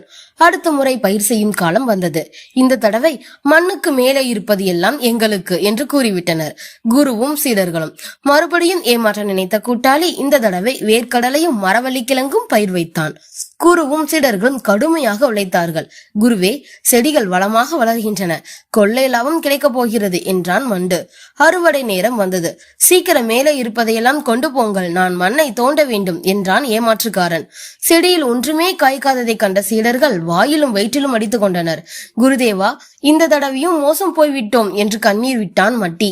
இரவு பகலாக காவல் காத்தும் பயனில்லாமல் போயிற்றே என்று புலம்பினான் மடையன். இது ஏதோ சைத்தான் வேலையாகத்தான் இருக்கும் என்றான் முட்டாள். பரமார்த்தர் தனிமையில் சிந்தனை செய்து ஒரு முடிவுக்கு வந்தார். சீடர்களே, இது சைத்தான் வேலையும் அல்ல, சனீஸ்வரன் வேலையும் அல்ல, எல்லாம் நான் செய்த தவறுதான் என்றார். என்ன, நீங்கள் செய்த தவறா? என்ன அது என்று சீடர்கள் வியப்போடு கேட்டனர். மரத்தடியில் படுத்து தூங்கிய போது புத்தி வந்ததாக கூறினேன், அது தவறு. அந்த மரம் பூவரச மரம் இல்லை என்பது நேற்றுதான் தெரிந்தது. வேறு ஏதோ ஒரு மரத்தடியில் மாறி போய் தவறுதலாக தூங்கிவிட்டேன். வாருங்கள், உண்மையான பூவரச மரத்தடிக்கு போவோம் என்றார். சீடர்களும் பூவரச மரமே புத்தி கொடு என்று மீண்டும் தவம் செய்ய தொடங்கினார்கள். அடுத்த கதை, மாடு பிடிப்போம், நாடு ஆள்வோம். அழகாபுரி ஊர் மக்கள் ஒரே மகிழ்ச்சியாக இருந்தனர். அதற்கு காரணம், அன்றுதான் பொங்கல் பண்டிகை ஆரம்பமானது. பரமார்த்தரும் சீடர்களும் கூட மிகவும் சுறுசுறுப்பாக இருந்தனர். மறுநாள் மாட்டு பொங்கலும் வந்துவிட்டது. குருவே, குருவே என்று கத்திக்கொண்டு ஓடி வந்தான் மண்டு. இன்று சாயங்காலம் ஊர் எல்லையில் நிறைய பந்தயம் எல்லாம் நடக்க போகுதாம். பந்தயமா? என்ன அது என்றபடி குருவும் சீடர்களும் அவனை சூழ்ந்து கேட்டார்கள். காளை மாட்டின் கொம்புகளுக்கு வண்ணம் பூச வேண்டுமாம். அப்புறம் ஜல்லிக்கட்டு கூட நடக்க போகுதாம். வெற்றி பெறுபவர்களுக்கு பல கிராமங்களை தரப்போகிறாராம் நம் அரசர் என்று சொன்னான் மண்டு. இதை கேட்டதும் பரமார்த்தரின் மூளை தீவிரமாக வேலை செய்தது. சீடர்களே, எப்படியாவது இந்த பந்தயத்தில் நாம் ஜெயித்து விட்டால் நான் பல ஊர்களுக்கு தலைவனாகி விடுவேன். உங்களுக்கும் பதவி கிடைக்கும். அப்புறம் நமக்கு எந்த துன்பமும் இல்லை. குருவின் திட்டத்தை கேட்ட சீடர்கள் மகிழ்ச்சியால் எகிரி எகிரி குதித்தனர். குருவே, நீங்கள் கவலையே படாதீர்கள், எப்படியும் நாங்கள் வெற்றி பெற்று காட்டுகிறோம் என்று முட்டாள் சொன்னான். நம் குரு மட்டும் எப்படியாவது ராஜா ஆகிவிட்டால் மகிழ்ச்சியாக இருக்கலாமே. விதவிதமான குதிரைகள் பூட்டிய தேரில் ஜம் என்று ஊர்வலம் வரலாம் என்று கனவு கண்டான் மூடன். அது மட்டுமா, தெருவில் போனால் எல்லோரும் நம் காலில் விழுந்து விழுந்து கும்பிடுவார்களே என்று சிரித்தான் மட்டி. ஆமாம் ஆமாம், எனக்கு கூட இலவசமாக நிறைய சுருட்டுகள் கிடைக்கும். பணத்துக்கு பதில் சுருட்டையே வரியாக கட்ட சொல்ல வேண்டும் என்றார் பரமார்த்தர். குருவே, இன்னொரு கட்டளையும் போட வேண்டும். இனிமேல் புதிதாக குதிரைகள் போடும் முட்டைகள் எல்லாம் மன்னருக்கே சொந்தம் என்று சொல்லிவிட்டால் எல்லா குதிரைகளும் நமக்கே கிடைத்துவிடும் என்று மடையன் யோசனை சொன்னான். சீடர்களே, அற்புதமான யோசனைகள், அருமையான எதிர்காலம், வெற்றி நமக்கே, விடாதீர்கள், ஓடுங்கள் என்று ஆவேசமாக கூச்சலிட்டார் பரமார்த்தர். குருவுக்கு ஜெய் என்றபடி எல்லோரும் ஜல்லிக்கட்டு நடக்கும் இடத்தை நோக்கி புறப்பட்டார்கள். ஒரு வீதியில் குருவும் சீடர்களும் எதிர்பாராத நிகழ்வை கண்டனர். ஐயா, அந்த மாட்டை பிடியுங்கள் என்று கூச்சலிட்டுக் கொண்டு ஒரு தடித்த அம்மாள் பரங்கிக்காய் போன்ற தன் உடலை தூக்க முடியாமல் தூக்கி கொண்டு நடந்து வந்தாள். லேசாக காற்று வீசினால் கூட 3 முறை குட்டிக்கரணம் போட்டு உருளும் அளவுக்கு ஒரு பசுமாடு வாயில் நுரை வலிய நொண்டி நொண்டி தள்ளாடி நடந்து வந்தது. அது அவளுக்கு போக்கு காட்டி கொண்டிருந்தது. அதன் விழாவில் வரி வரியாக எலும்புகள் துருத்தி கொண்டிருந்தன. மாட்டு பொங்கல் என்பதால் கொம்புகளுக்கு வண்ணம் பூசி பூவும் சுற்றப்பட்டு இருந்தது. பொங்கல் தயாரித்த பின் அதை தன் அருமையான பசுமாட்டுக்கு ஊட்டுவதற்காக ஒரு பெரிய கிண்ணத்தில் வைத்திருந்தாள். அந்த கிண்ணம் அடிக்கடி பசுமாட்டுக்கு மருந்து கரைத்து ஊட்டுவதற்கு பயன்படுத்தப்படுவது. எனவே ஏதோ ஒரு மருந்து ஊட்ட வருகிறாள் என்று நினைத்து பசு தள்ளாடி தடுக்கி ஓட்டம் பிடிக்க தொடங்கியிருந்தது. இதற்கிடையே தாடி மீசையும் சுருட்டும் புகையுமாக பரமார்த்த குருவும் அலங்கோல விசித்திரங்களாக அவரது சீடர்களும் எதிரே வரவே அவர்களை கண்டு மாடு மிரண்டது. இதோ ஒரு ஜல்லிக்கட்டு காளை மைதானத்திலிருந்து தப்பி வந்திருக்கிறது என்று சீடர்கள் அதை சூழ்ந்து கொண்டார்கள். விடாதே விடாதே, வாழைப்பிடி, இதை அடக்கி மன்னரிடம் பரிசு வாங்கி விடலாம் என்று குரு கட்டளையிட எல்லா சீடர்களும் ஒரே நேரத்தில் மாட்டின் வாலை பிடித்து இழுத்தார்கள். வால் பாதியாக அருந்தது. வேதனை தாளாமல் குரல் எழுப்பிய மாடு தன்னிடமிருந்த கொஞ்ச நஞ்ச சக்தியையும் திரட்டி கழுதை போல் ஒரு உதை விட்டது. இதில் மட்டிக்கும் மடையனுக்கும் மூக்கு பீய்ந்தது. இருவரும் கதறிக்கொண்டு தூர போய் விழுந்தார்கள். இது மாடா அல்லது கழுதையா என்று திகைத்த குரு கொம்பு இருப்பதை பார்த்து, பொல்லாத மாடாக இருக்கிறதே, கொம்பை பிடியுங்கள், அப்பொழுதுதான் அடங்கும் என்று பதறியவாறே கூறினார். முட்டாளும் மூடனும் மண்டுவும் மாட்டின் மீது போய் விழுந்தார்கள். இவர்கள் பாய்ந்த வேகத்தில் 2 கொம்புகளும் பீய்த்து கையோடு வந்து விட்டன. பசு கால்களை விரித்து படுத்தே விட்டது. மாடு அடங்கிவிட்டது என்று குருவும் சீடர்களும் குதித்தார்கள். ஐயோ, என் கண்ணு, என் செல்லம் போச்சே, தினமும் 4 படி பால் கறக்கும் என் அருமை பசுமாட்ட கொன்னுட்டீங்களே என்று குண்டு கிளவி கண்ணீர் விட்டு ஒப்பாரி வைக்க தொடங்கிவிட்டாள். கவலைப்படாதே பாட்டி, மாட்டை அடக்கிய வீரச்செயலை மன்னரிடம் சொல்லி கிடைக்கும் பரிசு பணத்தில் உனக்கும் நஷ்ட ஈடு கொடுத்து விடுகிறோம் என்று கூறி அவளை சீடர்கள் சமாதானப்படுத்தினார்கள். குற்றுயிராக கிடந்த பசுமாட்டை ஒரு கட்டை வண்டியில் தூக்கி போட்டுக்கொண்டு ஜல்லிக்கட்டு மைதானத்திற்கு போனார்கள். போய் சேர்வதற்குள் மாடு இறந்துவிட்டது. ஜல்லிக்கட்டு காளையை அடக்குவதாக நினைத்து நோஞ்சான் பசுமாட்டின் உயிரையும் போக்கிய குருவையும் சீடர்களையும் கண்டு மைதானத்தில் திரண்டிருந்த மக்கள் குலுங்கி குலுங்கி சிரித்தார்கள். ஆனால் ஒரு பசுவை கொன்ற குற்றத்திற்காக குருவுக்கும் சீடர்களுக்கும் சாட்டி அடிகள் தரப்பட்டன. அடுத்த கதை. அன்புள்ள ஆவியே என்ற சப்தம் பரமார்த்தரின் காதை துளைத்தது. படுத்துக்கொண்டு இருந்தவர் எழுந்து மேலே பார்த்தார். அவர் தலையை சுற்றிலும் சில கொசுக்கள் பறந்து கொண்டு இருந்தன. உடனே தம் சீடர்களை கூப்பிட்டார். குருதேவா, இதென்ன விசித்திரமாக இருக்கிறது?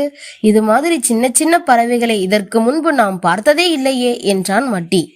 அப்போது குருவையும் சீடர்களையும் சில கொசுக்கள் கடித்தன. வலி தாங்காத குரு கத்தினார். சீடர்களும் அவருடன் சேர்ந்து கூச்சல் போட்டனர். குருநாதா, இந்த பறவைகள் ஏன் நம்மை கடிக்கின்றன என கேட்டான் மடையன்.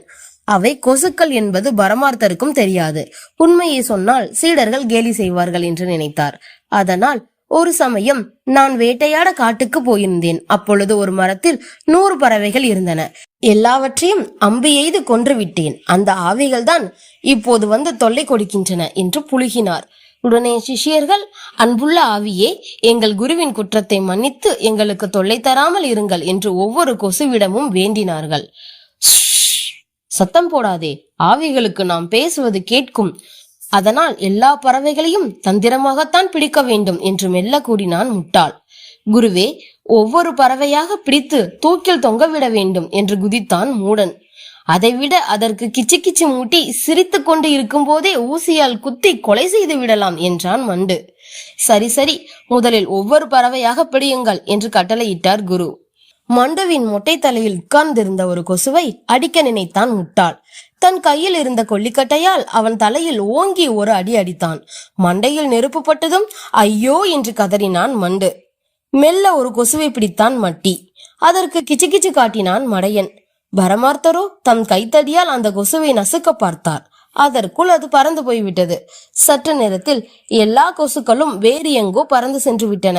குருவே, இந்த பறவைகளுக்கு மந்திரம் தெரியும் போல் இருக்கிறது. நம் திட்டத்தை தெரிந்து கொண்டு மாயமாக மறைந்து விட்டன என்றான். வேறு வழியில்தான் பிடிக்க வேண்டும் என்றான் மண்டு. இந்த பறவைகளுக்கு எதிரியாக ஏதாவது பூச்சிகளை பிடித்து வந்துவிட வேண்டும். அவை இரண்டும் சண்டை போட்டு கொண்டு இருக்கும். நாம் நிம்மதியாக தூங்கலாம் என்றான் முட்டாள். முட்டாளின் திட்டப்படி மடம் பூராவும் மூட்டை பூச்சிகளை பிடித்து வந்து விட்டனர். 2 நாட்கள் சென்றன. கொசுவுடன் மூட்டை பூச்சிகளும் சேர்ந்து கொண்டு கடித்தன. ச்சே, பெரிய தொல்லையா போயிடுச்சே, என்ன செய்வது என்று பரமார்த்தர் கேட்டார். குருவே, எனக்கு ஒரு அற்புதமான யோசனை தோன்றிவிட்டது. மூட்டை பூச்சிக்கு பயந்து கொண்டு வீட்டை கொளுத்தினானாம் என்று சொல்கிறார்களே, அதை செய்து பார்த்தால் என்ன என்று கேட்டான் மட்டி. ஆமாம் குருவே, நாம் பயப்படாமல் வீரத்துடன் கொளுத்துவோம் என்றான் மடையன். குருவே, அப்படியே இன்னொரு திட்டத்தையும் செயல்படுத்துவோம். எரிகிற மடத்தோடு சேர்ந்து நாமும் எரிவோம் என்றான் மூடன். அப்படி செய்தால் செத்து போய் விடுவோமே என்றான் மண்டு. செத்தால் தான் ஆவியாகலாம். ஆவியாக மாறினால் நமக்கு தொல்லை தருகிற சின்ன பறவைகளை எல்லாம் சுலபமாக பிடிக்கலாம் என்றான் மூடன். பலே மூடா என்று அவனை பாராட்டினார் பரமார்த்தர். அவன் திட்டப்படி மடத்துக்கு கொல்லி வைத்துவிட்டு எல்லோரும் உள்ளே சென்று நின்றனர். திகு திகு என்று நெருப்பு பிடித்து கொண்டு எரிய ஆரம்பித்ததும் காட்டு கத்தலாய் கூச்சல் போட தொடங்கினார்கள். சப்தம் கேட்டு அக்கம் பக்கம் இருந்தவர்கள் ஓடி வந்து பார்த்தனர். நெருப்பை அணைத்ததுடன் குருவையும் சீடர்களையும் தீயிலிருந்து காப்பாற்றினார்கள். அப்போதும் ச்சே, இந்த அறிவு கெட்ட மக்கள் நம் அருமையான திட்டத்தை பாழாக்கி விட்டார்களே என்று முணுமுணுத்தார் பரமார்த்தர்.